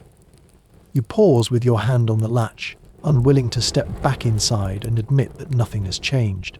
You glance behind you once more, searching for a movement in the dark, some sign that you have simply been too early, but the stillness is complete. You close the door, listening to the wooden bar settle into its bracket with a dull sound that feels final. You stand there, your palm pressed to the frame, and you understand that the night breeze you invented was always yours alone. A small kindness you gave yourself, because no one else, least of all the air, was going to offer it. When you finally admit that there is no breeze, no last-minute reprieve waiting outside, you return to your bed, convinced that if you lie very still, you will at least feel less tired of yourself. You pick up the pillow. Though calling it a pillow feels generous, it is little more than a lumpy sack stuffed with something that was probably straw when it was new, and has been quietly turning to dust ever since. You hold it in your hands, feeling its weight, and you think how strange it is that even this small thing manages to disappoint you. You remember the first summer you spent in this room, how you believed that turning the pillow over in the night would reveal a cool side, a secret reserve of comfort waiting under your cheek. You believed it so completely that you woke yourself again and again, just to flip it over and pretend you were clever. Tonight you turn it anyway, though you already know it won't help. You smooth the creases with your palm and lower yourself onto it, pressing your ear into the fabric. The warmth is immediate, as if the pillow has been waiting all day to remind you it is no different from anything else in this house. You close your eyes and try to imagine that the heat is simply your body learning to match its surroundings, a natural adaptation rather than a quiet defeat. Maybe you remember the stories people told, that straw held onto the memory of winter, that if you pounded it enough times, the old chill would rise up from the husks and comfort you. You tried that once, lifting the pillow and beating it with your fist until the dust puffed out in a little cloud that made your throat itch. When you laid your head back down, it was exactly as warm as before. Now you know better, but knowing doesn't change the ritual. You turn the pillow again, more out of habit than hope, and this time you tell yourself you're only doing it so you won't feel like you've given up. The underside feels no different. The cloth is soft from use, and the heat seems to have woven itself into every fibre, waiting for your cheek like an old friend who never learned how to be kind. You lie still, your arms folded across your chest, and you count your breathing, as though that might distract you from the way the pillow seems to grow warmer with each passing minute. You try to imagine a breeze threading through the room, lifting the hair from your temple, but the air does not move, and the heat does not recede. When you finally turn your head to look at the window, you see the same darkness you left behind when you closed the door. The stars are hidden behind a haze that looks almost deliberate, as if even the night is conspiring to keep the air close and heavy. You close your eyes again and press your face into the pillow, and you think that tomorrow you will leave it out in the yard to air, though you know it will only gather more warmth than it already holds. Still, you will do it, because sometimes trying feels better than accepting, and because pretending the pillow can change is easier than believing nothing ever does. And as you lie there, listening to your own breath and the slow settling of the house around you, you realize that the most honest thing you have learned is this: the heat has never been your enemy, only your most faithful companion, lying in wait beneath your cheek every night you call this place home. You keep the jug within arm's reach, though by now you have learned exactly what to expect from it. It sits on the floor near your mattress, the clay mottled with old stains and the faint crust of evaporated water around the rim. You tell yourself that if you wake in the dark, you will be grateful it is there, even when you know the water inside will be no cooler than your own breath. The idea of it waiting, dependable, brings a strange kind of comfort. Perhaps you think of the way you used to believe it could be different. You remember the first weeks you slept in this room, when you lifted the jug to your mouth in the night and imagined the water tasting of river stones, clean and cold enough to shock you awake. You held that thought like a charm against the heat, as though believing hard enough could change the nature of the clay, the temperature of the air, the simple physics that governed your disappointment. Now, when you reach for it, you do so without ceremony. Your fingers find the same familiar groove where the jug has been chipped, the little hollow that fits your thumb perfectly. You lift it and tip it toward your cup, and you can tell by the way it flows that the water has become as warm as your skin.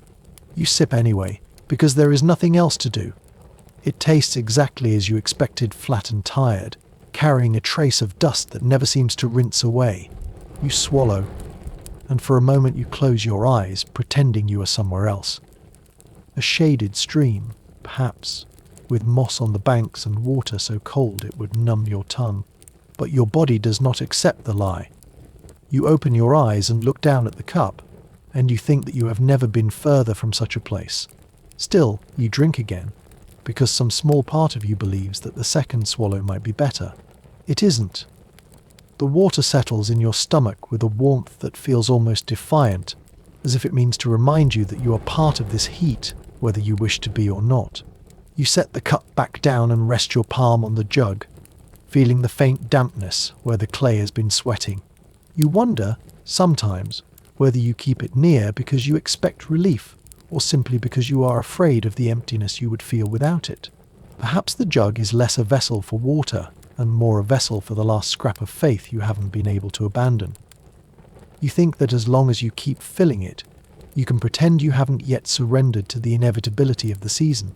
When you lie back down, you leave the cup half full because it feels wrong to finish it all at once. You need to believe there is something left to reach for when you wake again. And as you settle your head against the pillow, the air around you pressing close and unbothered, you feel the shape of the jug in the darkness, a reminder that even the smallest gesture can feel like defiance, even when you have learned it never truly changes anything. Lying there in the shallow dark, you find yourself staring up at the ceiling. It is low enough that if you sat up abruptly, you would bump your head on the beams darkened by time and smoke and the slow, creeping stains of all the seasons that have passed without much concern for your comfort. You study the grain of the wood, the way the cracks split and wander, as though they are charting a map of every failed attempt you've made to escape the heat. You think foolishly that perhaps if you watch the ceiling long enough, something will shift. You will see the shadows moving across the rafters in a way that suggests a breeze is working its way through the house. You try to imagine the soft stir of air brushing against your forehead, carrying with it the faint promise that the night has decided to be merciful. But the air is as still as it was an hour ago. The only movement is your own breathing, rising and falling in slow, reluctant sighs. You tell yourself to stop expecting anything different, that the ceiling has never once cared whether you were comfortable or not. It has only ever hung there, indifferent, holding up the roof and reflecting your disappointment back at you. You close your eyes for a moment, thinking that if you can't see the ceiling, you won't feel quite so aware of how little it has to offer. But even in darkness, you feel the same soft heat pressing down, the same stale weight of air that doesn't move. You open your eyes again and find that nothing has changed, except the slow recognition that you are more tired of hoping than of the heat itself. Perhaps you imagine, just for a heartbeat, that somewhere beyond the boards there is a higher ceiling, a loft where the air pools in hidden reserves of coolness. You picture it gathering there, waiting for you to discover the trick that will coax it down. But you already know the truth. If such a secret existed, it would have revealed itself long ago. You shift on the mattress, trying to find a position that feels less defeated. Your shoulder brushes the wall, warm as the pillow beneath your cheek, and you think that every surface in this house has conspired to teach you the same lesson, that comfort is something you invent, not something that arrives. Your gaze drifts back to the ceiling, and you trace the lines between the boards with your eyes. You think about how many nights you have done this, how many hours you have spent pretending that if you paid close enough attention, the house would reward you with a sign, a creak, a flutter of dust, a single cool breath of air. But the ceiling remains silent, untroubled by your expectation. When you finally turn your face into the pillow, you feel a small, unremarkable sorrow that this, too, has become part of your nightly routine. You close your eyes one more time, and you tell yourself that tomorrow you won't bother looking up, but you already know you will, because even an indifferent ceiling is better than no hope at all. Eventually, when you've watched the ceiling long enough to convince yourself it is never going to change, you close your eyes and turn your attention to the simplest thing you have left, your own breathing. You count each slow inhale, each longer exhale, as if there is some secret arithmetic that might unlock the coolness you've never found. You let the air fill you, heavy and warm, and you try not to think about how it feels no different from the hours before. You tell yourself that if you can slow your breathing enough, you will become part of the darkness, invisible to the heat that lingers in every corner. You imagine your ribs expanding and contracting in a rhythm so steady that even the stale air loses interest. But the warmth does not forget you. It settles into your lungs with each breath, so familiar it feels almost affectionate, as though it means to remind you that you belong to it as much as it belongs to you. Perhaps you think back to the first summer you spent in this house, when you believed in cleverness more than endurance. You were sure there had to be a technique, a ritual, a posture that would trick the season into mercy. You tried them all: wet cloths, buried jugs, quiet prayers whispered to a ceiling that never listened. None of them changed anything for long. And now, all these summers later, you are left with nothing but the same breathing you began with, the same small effort that never yields more than a moment's distraction. You hold your breath for the count of 10, just to feel the hush it brings. The silence inside you is almost comforting.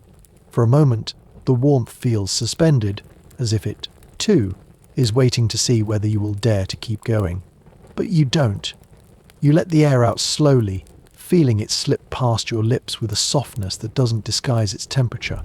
When you draw in the next breath, it feels warmer than the one before. You think perhaps you are imagining it, but you also suspect that your body has learned to adapt to disappointment. You shift your shoulders against the mattress, trying to remember what it was like to expect relief, instead of simply hoping not to mind its absence. You count your breaths again, because there is nothing else to do, and you feel the way your chest rises into the same stale air that has always been here. You picture the heat folding itself around your ribs, not malicious, just persistent, a presence that never asked your permission. It is neither friend nor enemy, only something that exists alongside you, patient in a way you have never quite learned to be. When you finally open your eyes, The darkness has grown thicker, the edges of the room lost to the shadows. You lie still, feeling your own warmth echo back at you from the mattress and the pillow and the walls that never grew cool. And you realize that, for all your efforts, all your small rituals, the most honest thing you have ever done is simply to keep breathing in spite of it. Because in the end, there is no trick, no secret, no sudden breeze waiting to be discovered. There is only this quiet exchange, the air you draw in, the air you let go, the hope you hold in the space between, and the small, inevitable disappointment that follows when you discover the heat has never left. When the first grey light pushes its way through the warped horn panel of the window, you are already awake. You feel as though you never fully slept, only drifted in and out of the same shallow doze, the heat coiled around your limbs like a tired cat that refuses to move. You lie still for a few breaths, half hoping that if you don't stir, the air will spare you the realization that nothing has changed. But eventually you shift, and the warm heaviness greets you like an old friend who has overstayed their welcome. You sit up, rubbing the back of your neck with your palm. Your skin is damp, not with fresh sweat, but the stale film that collects when the night gives you no reprieve. You think perhaps the dawn will feel different, that some sliver of the night's coolness might have survived under the eaves or in the narrow strip of shadow along the wall. You swing your legs over the edge of the bed and set your feet on the floor, and you tell yourself this is the moment you'll find it.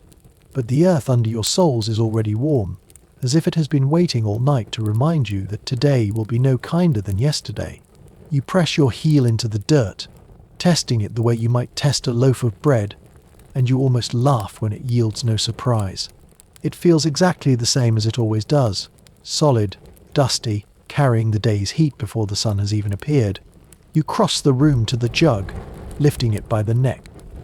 A thin trickle of water slides down your wrist as you tilt it into the cup, and you wonder if the small dampness is worth the effort of pretending it will help.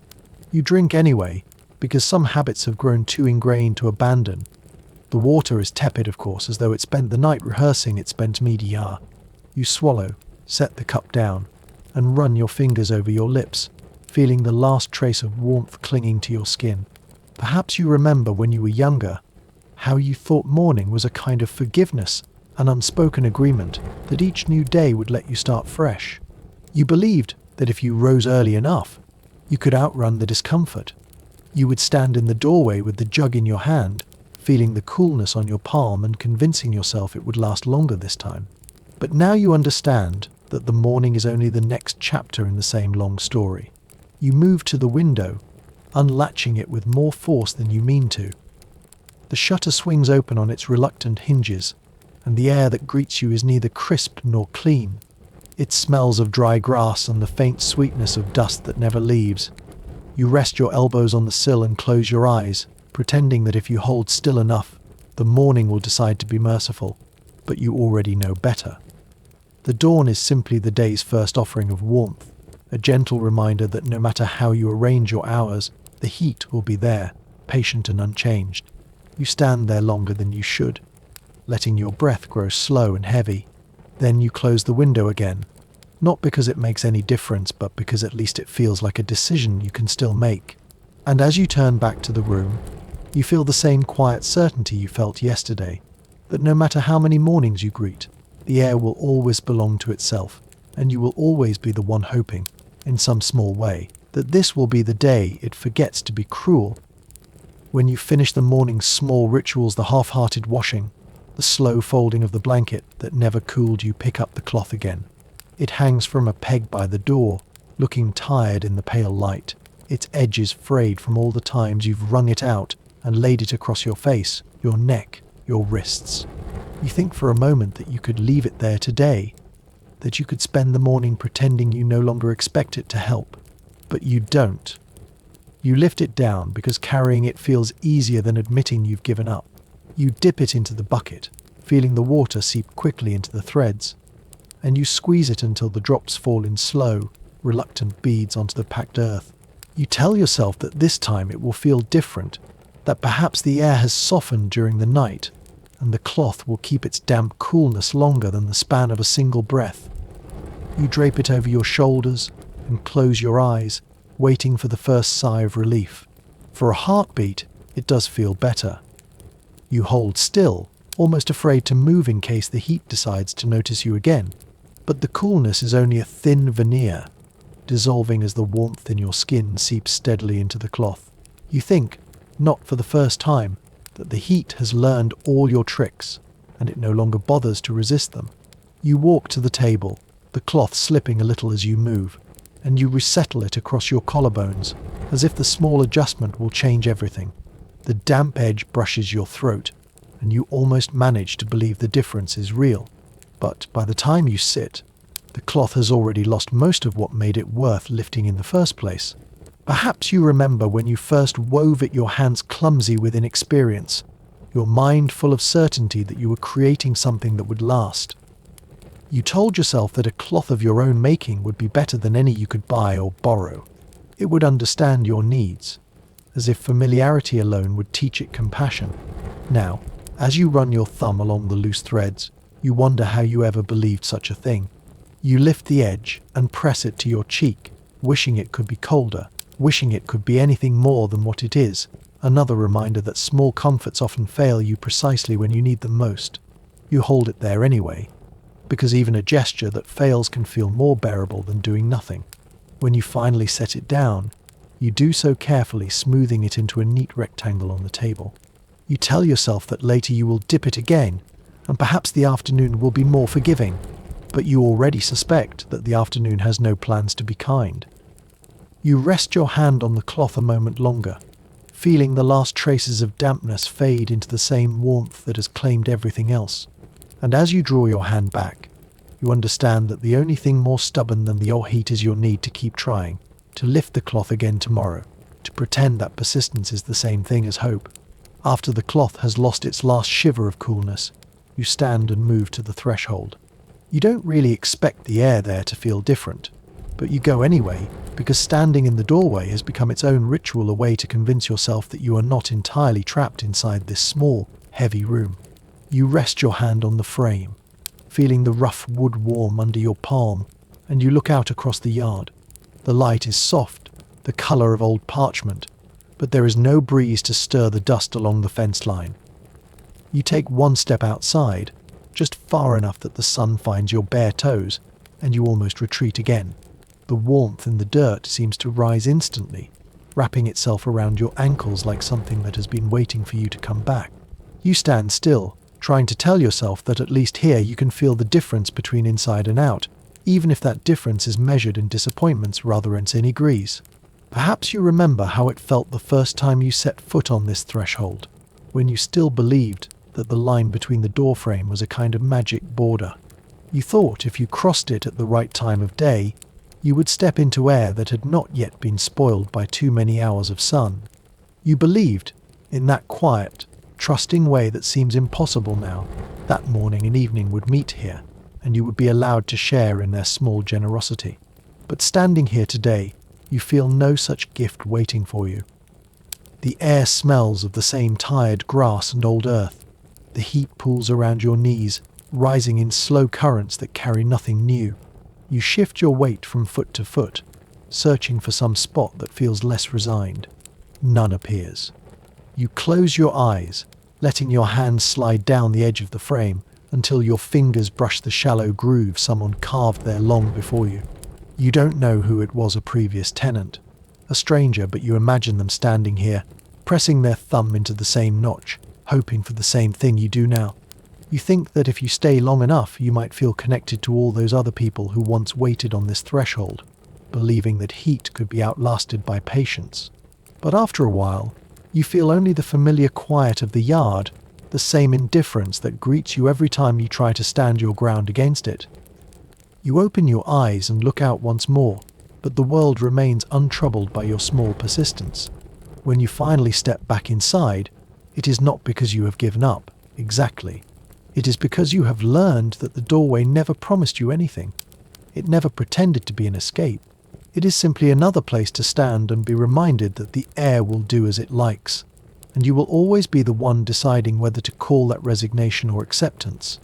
You sweep the floor not because you believe it will cool the air, but because sometimes it is better to have something to do than to sit still and feel the heat pressing against your skin. You take up the old broom, its bristles worn to uneven stubs, and you start in the far corner, moving the dust in slow, deliberate arcs toward the door. You can feel the fine particles rising as you work, swirling in the golden light that seeps through the horn-paneled window. For a moment, you imagine the dust as something alive, tiny, restless creatures determined to find their way back onto every surface the moment your back is turned. You pause, watching them drift and settle, and you think how similar they are to the warmth itself, always returning, always reclaiming any space you thought you'd cleared. Perhaps you remember when you first moved into this room, how you believed that if you kept it spotless, it would feel cooler, lighter, more bearable. You scrubbed the walls, shook out the old rushes, aired the blanket every morning. You convinced yourself that neatness was a kind of defense, that the heat would have less to cling to if you denied it the comfort of disorder. But over the seasons, you learned that no matter how clean the floor, the air remained the same thick and faithful, ready to settle into the empty spaces you left behind. You draw the broom back, watching the little crescent of dust grow darker with each pass. It smells of old straw and the faint sourness of sweat, as if the summer has decided to leave a part of itself in every crack between the packed earth. You push the pile a little further, feeling a small satisfaction in the simple progress.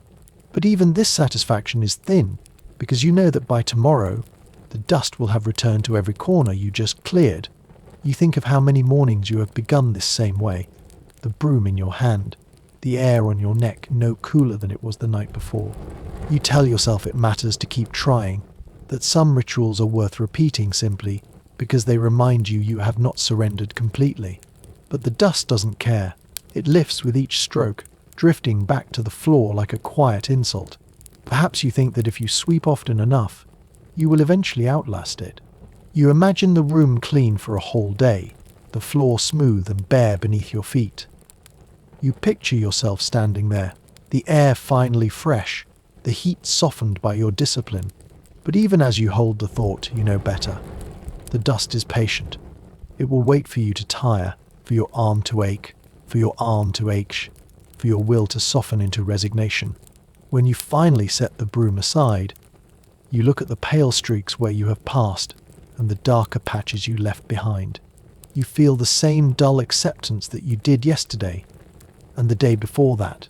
You rest your hand on the broom handle for a moment longer, as if it will reward you for your faithfulness. But it is just a broom like every other object in this house, indifferent to your efforts. You step back and watch the mote of dust drift in the warm light, and you think perhaps they are not your enemies, but your mice belager mouse. No matter how many times you sweep them away, they always return to remind you that nothing here ever leaves for long. When you have swept every corner and the dust has found its way back to the places you tried to clear, you sit at the table and stare at the cup.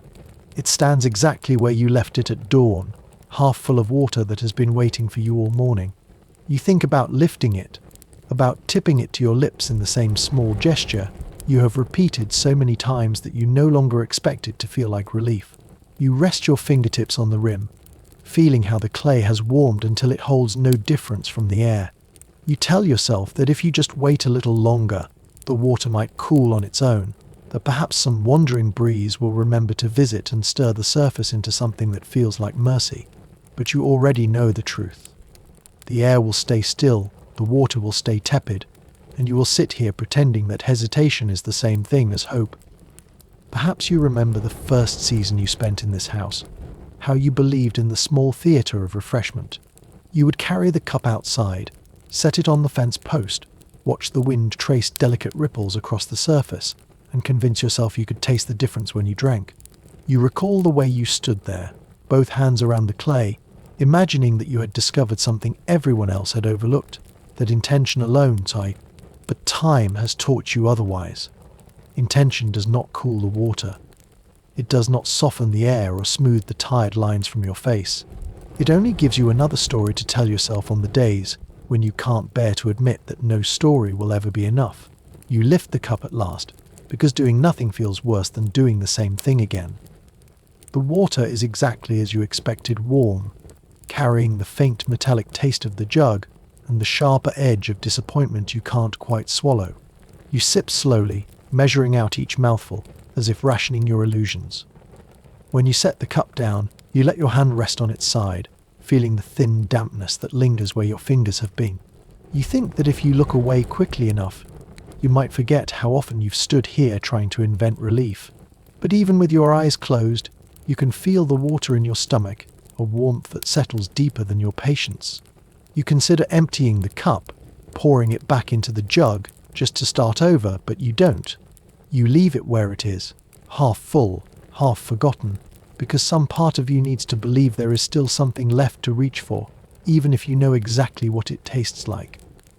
And as you sit there, the air leaning in around you with all its quiet weight, you understand that this is how most days will end, with the same gestures, the same small defeats, and the same refusal to stop trying. You close your eyes and let your palm rest on the warm rim, thinking that maybe tomorrow you will find the strength to pretend the water is something better. But even if you don't, you will still lift the cup, because that is what you do. The afternoon lengthens into that pale stretch of time when you start to think you've been mistaken about everything. You sit with your back against the wall, knees drawn up, the cloth you carried earlier now folded neatly beside you, as though it might still learn to be useful. You watch the doorway, squinting into the bright rectangle of the yard, and you almost convince yourself you see the grass stirring. Perhaps it's only your imagination, or the way the light shifts when you blink, but you tell yourself this is the moment the air will remember how to move. You lean forward, one palm flat on the dirt floor, and hold your breath as if you can coax the breeze into revealing itself by staying perfectly still, for a heartbeat so short you could miss it. If you looked away, you think you feel a tremor against your cheek, something smaller than a sigh. You wait, your chest tight, certain that if you are patient enough, the breeze will gather courage and slip into the house. You think of all the times you have dreamed of this lying awake in the dark, imagining a cool current trailing across your neck, easing the heat that has settled in your bones. You remember how you used to believe it was only a matter of deserving it, that if you tried hard enough, if you didn't complain, the air would reward you for your quiet persistence. But the tremor fades, or perhaps it was never there. The grass outside droops in the same unmoving posture it has held all day, and the air remains dense and uninterested. You exhale slowly, feeling the heaviness return to your shoulders, the familiar weight of a promise unkept. You let your gaze fall to the floor, where the small drift of dust you swept aside earlier has already begun to scatter back to the corners. You think, not without a trace of humour, that you must be the only person alive who can turn waiting for a breeze into a kind of devotion. You have invested so much faith in this invisible mercy, as though it were a guest who had promised to arrive and simply lost their way. You imagine writing it a letter: "Dear breeze, please come soon. We miss you." Yours in unshakable optimism. When you look back to the doorway, you see nothing but the same pale light and the same dull stillness. You consider standing, stepping out into the yard, holding your arms open in some silent plea. But you remain where you are, because moving feels like admitting the air has already decided, and you are not yet ready to concede the argument you have been having with it since dawn. Eventually, you rest your head against your knees, feeling the damp warmth of your skin and the slow, quiet pulse in your throat. You tell yourself that tomorrow will be different, though you no longer know if you believe it. Still, you will wake again and look to the doorway, and you will wait as you always do, because sometimes, even when you know better, it is easier to pretend that the breeze is only a moment away than to accept it has never been coming at all. When the sun finally eases its glare across the yard, you almost convince yourself the day is preparing an apology.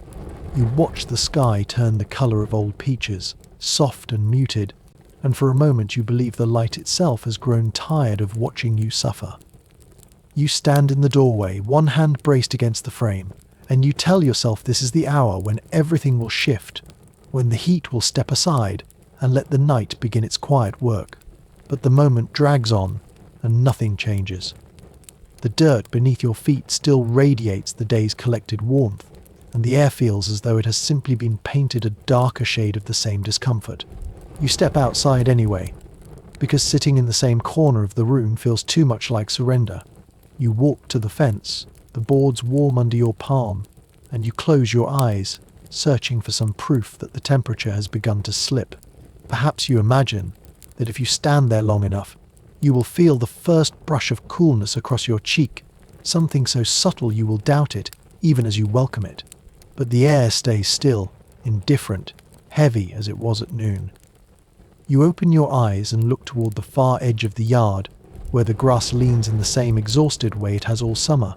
You think about how many evenings you have waited like this, feet planted in the same patch of dirt, believing that dusk would deliver the relief you hadn't earned all day. You remember when you were young and convinced that nighttime belonged to you, that it was a secret ally who would always come to your defense. But now you know better. The dark is just another form of daylight, quieter, less demanding, but no more inclined to kindness. You rest your chin on the fence rail, the wood warm against your jaw, and you wonder if there has ever been a time when the evenings were different. Perhaps once when the world was newer, the heat had the courtesy to leave with the sun, or perhaps people have always stood like this, waiting for a breeze that never arrives.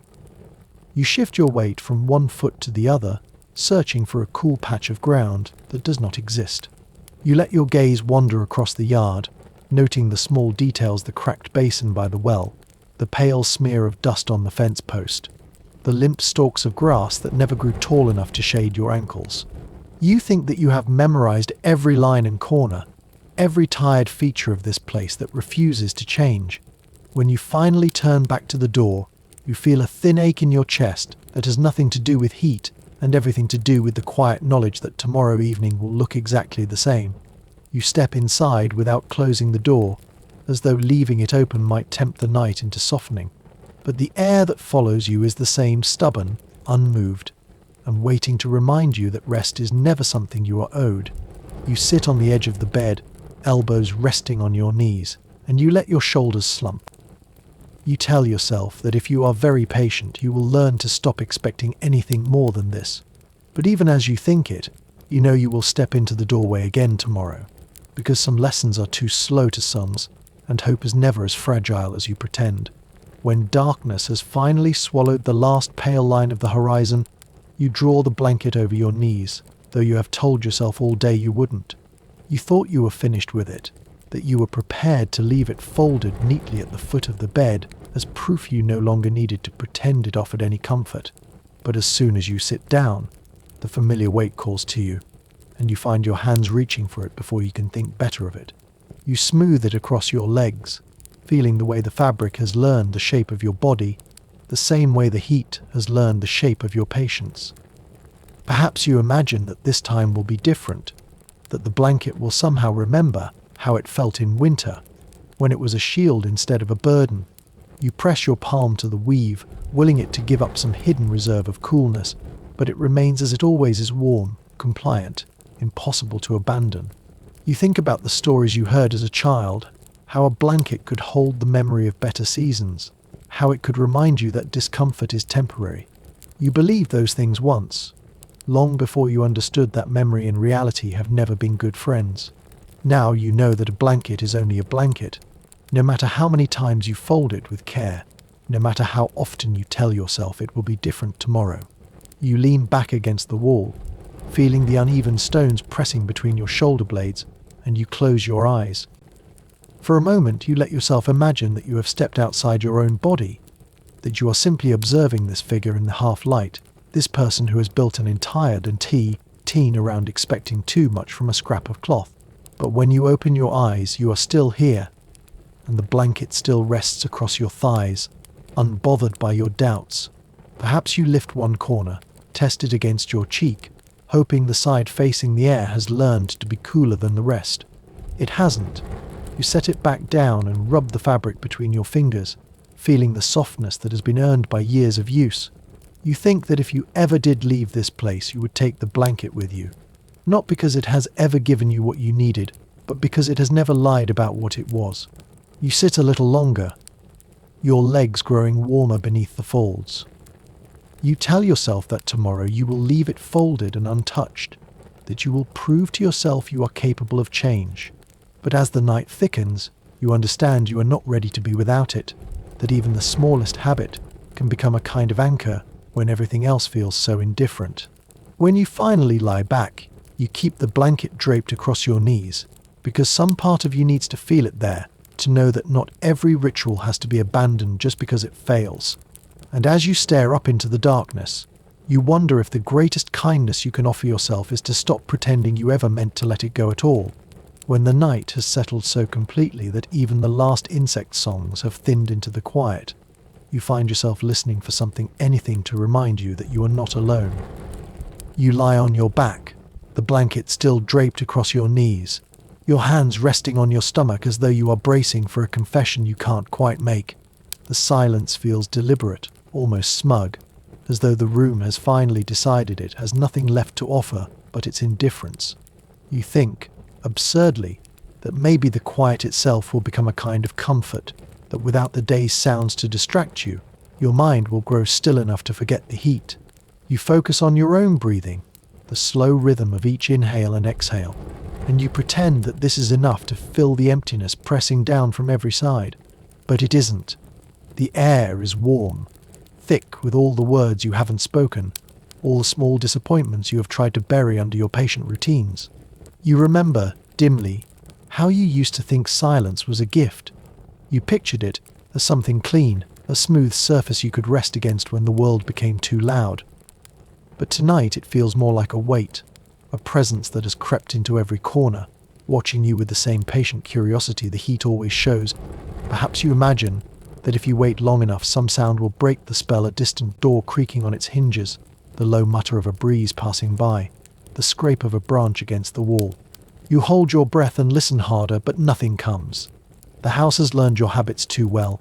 It knows you will always wait, always hope, always make excuses for the things that never change. You turn your head toward the window, though you can't see anything beyond the pale smear of starlight on the warped panel. You think that if you look hard enough, you will find movement, some hint that the night is still alive out there. But the darkness holds steady, offering no evidence that anything beyond these walls is any cooler, any kinder, any different at all. You shift under the blanket, feeling the familiar dampness where your skin has sweated against the fabric. You wonder, not without irony, whether you have grown attached to this discomfort, whether the predictable disappointment has become easier to tolerate than the idea of relief you will never quite trust. When you close your eyes, the silence only grows thicker, settling into the space between your breaths. You think that if you listen hard enough, you might hear the faint echo of every other night you have spent here, all layered on top of each other until they feel like a single unbroken vigil. You open your eyes again, because closing them makes the quiet feel too complete, too final. And as you stare up into the darkness, you understand that the silence will never be the reprieve you once believed.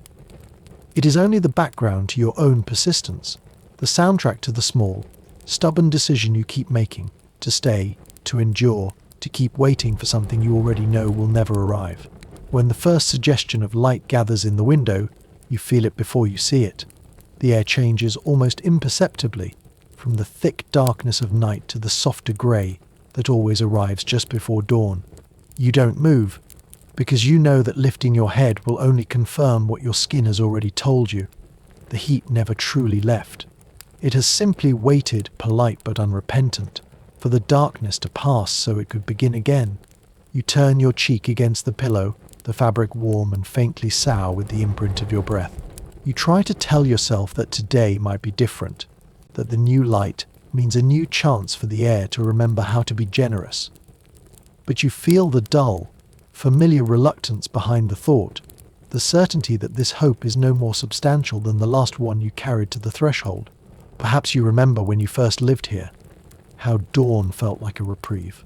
You would rise before the sun fully cleared the fence, convinced that the hours before midday were yours alone, a time when you could claim something softer from the world. You believed in that promise with all the bright, untested conviction of someone who hadn't yet learnt how patient the heat could be. Now, you know better. You feel the same dull warmth in the air, the same slight heaviness in your limbs as you push yourself upright. The blanket slides from your lap in a slow, reluctant heap, and you watch it settle on the bed as if it, too, is weary of the same rituals. You rest your hands on your knees, feeling the thin sheen of sweat that never quite dried in the night. And you wonder if there is a season where you might wake to something else, something cleaner, sharper, more honest than this endless repetition. You stand and cross to the window, your feet silent on the packed earth. You lift the latch and push the shutter open, though you already know what waits beyond. The yard is washed in pale morning light, the grass bent and silent, the fence line unchanged. You search the horizon for movement, a ripple of air, a soft stirring, but there is nothing. Even the sky looks tired, as though it has begun to learn your disappointment. You close your eyes for a moment, letting the first warmth of the sun find your face. It feels no different than yesterday or the day before, but you stay there because moving away feels like an admission you can't bear. You think that if you stand here long enough, you might become part of the stillness, so familiar to it that it will finally forget to press against you. But when you open your eyes, the light has grown brighter, and the air has gathered itself around your shoulders with the same quiet certainty. You turn back to the room, knowing you will spend the day searching for every small relief you've already tried. You will lift the cloth, bury the jug, wait for the breeze. And in the end, you will lie down again and feel the same warmth waiting for you, patient and unbothered. As you step away from the window, you understand the most honest thing you can say about this morning. It is exactly what you expected. And still, you will keep looking for something better, because you have never learned how to stop. Now, as the story softens and the hours slip toward their own quiet conclusion, you feel the shape of this long day settling into you like a memory you never asked to keep. The air is no cooler than when you began, and the small rituals you carried out, the cloth across your shoulders, the careful sweep of the broom, the slow sips from the cup remain just as you found them, faithful, ordinary, unremarkable. You have learned by now that no amount of wishing can coax the heat into compassion, just as no measure of discipline can convince the air to change its nature. Still, there is something in the repetition itself that feels almost comforting. Each gesture becomes a small promise, a way of telling yourself that you have not surrendered entirely, even when you are too tired to expect much.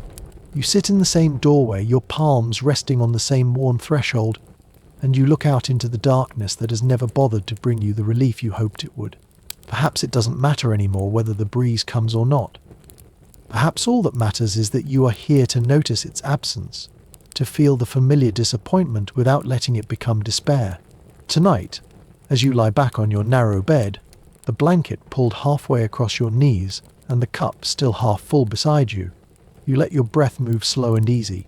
You think of all the mornings you will wake in this same space, all the evenings you will spend watching the grass for any sign of movement, and you understand that the heat will always be there, as untroubled by your hopes as the ceiling beams overhead. But you also understand that your quiet persistence is its own kind of grace, a small, ordinary courage that never asks to be admired. You have tried every simple solution, trusted every old story, and when none of them delivered you to comfort, you kept trying anyway. And perhaps that is the only victory that matters in the end, that you are still here, still willing to lift the cup, to smooth the blanket, to stand in the doorway one more time. And now, as you lie there, you know the loop will wait once more for you.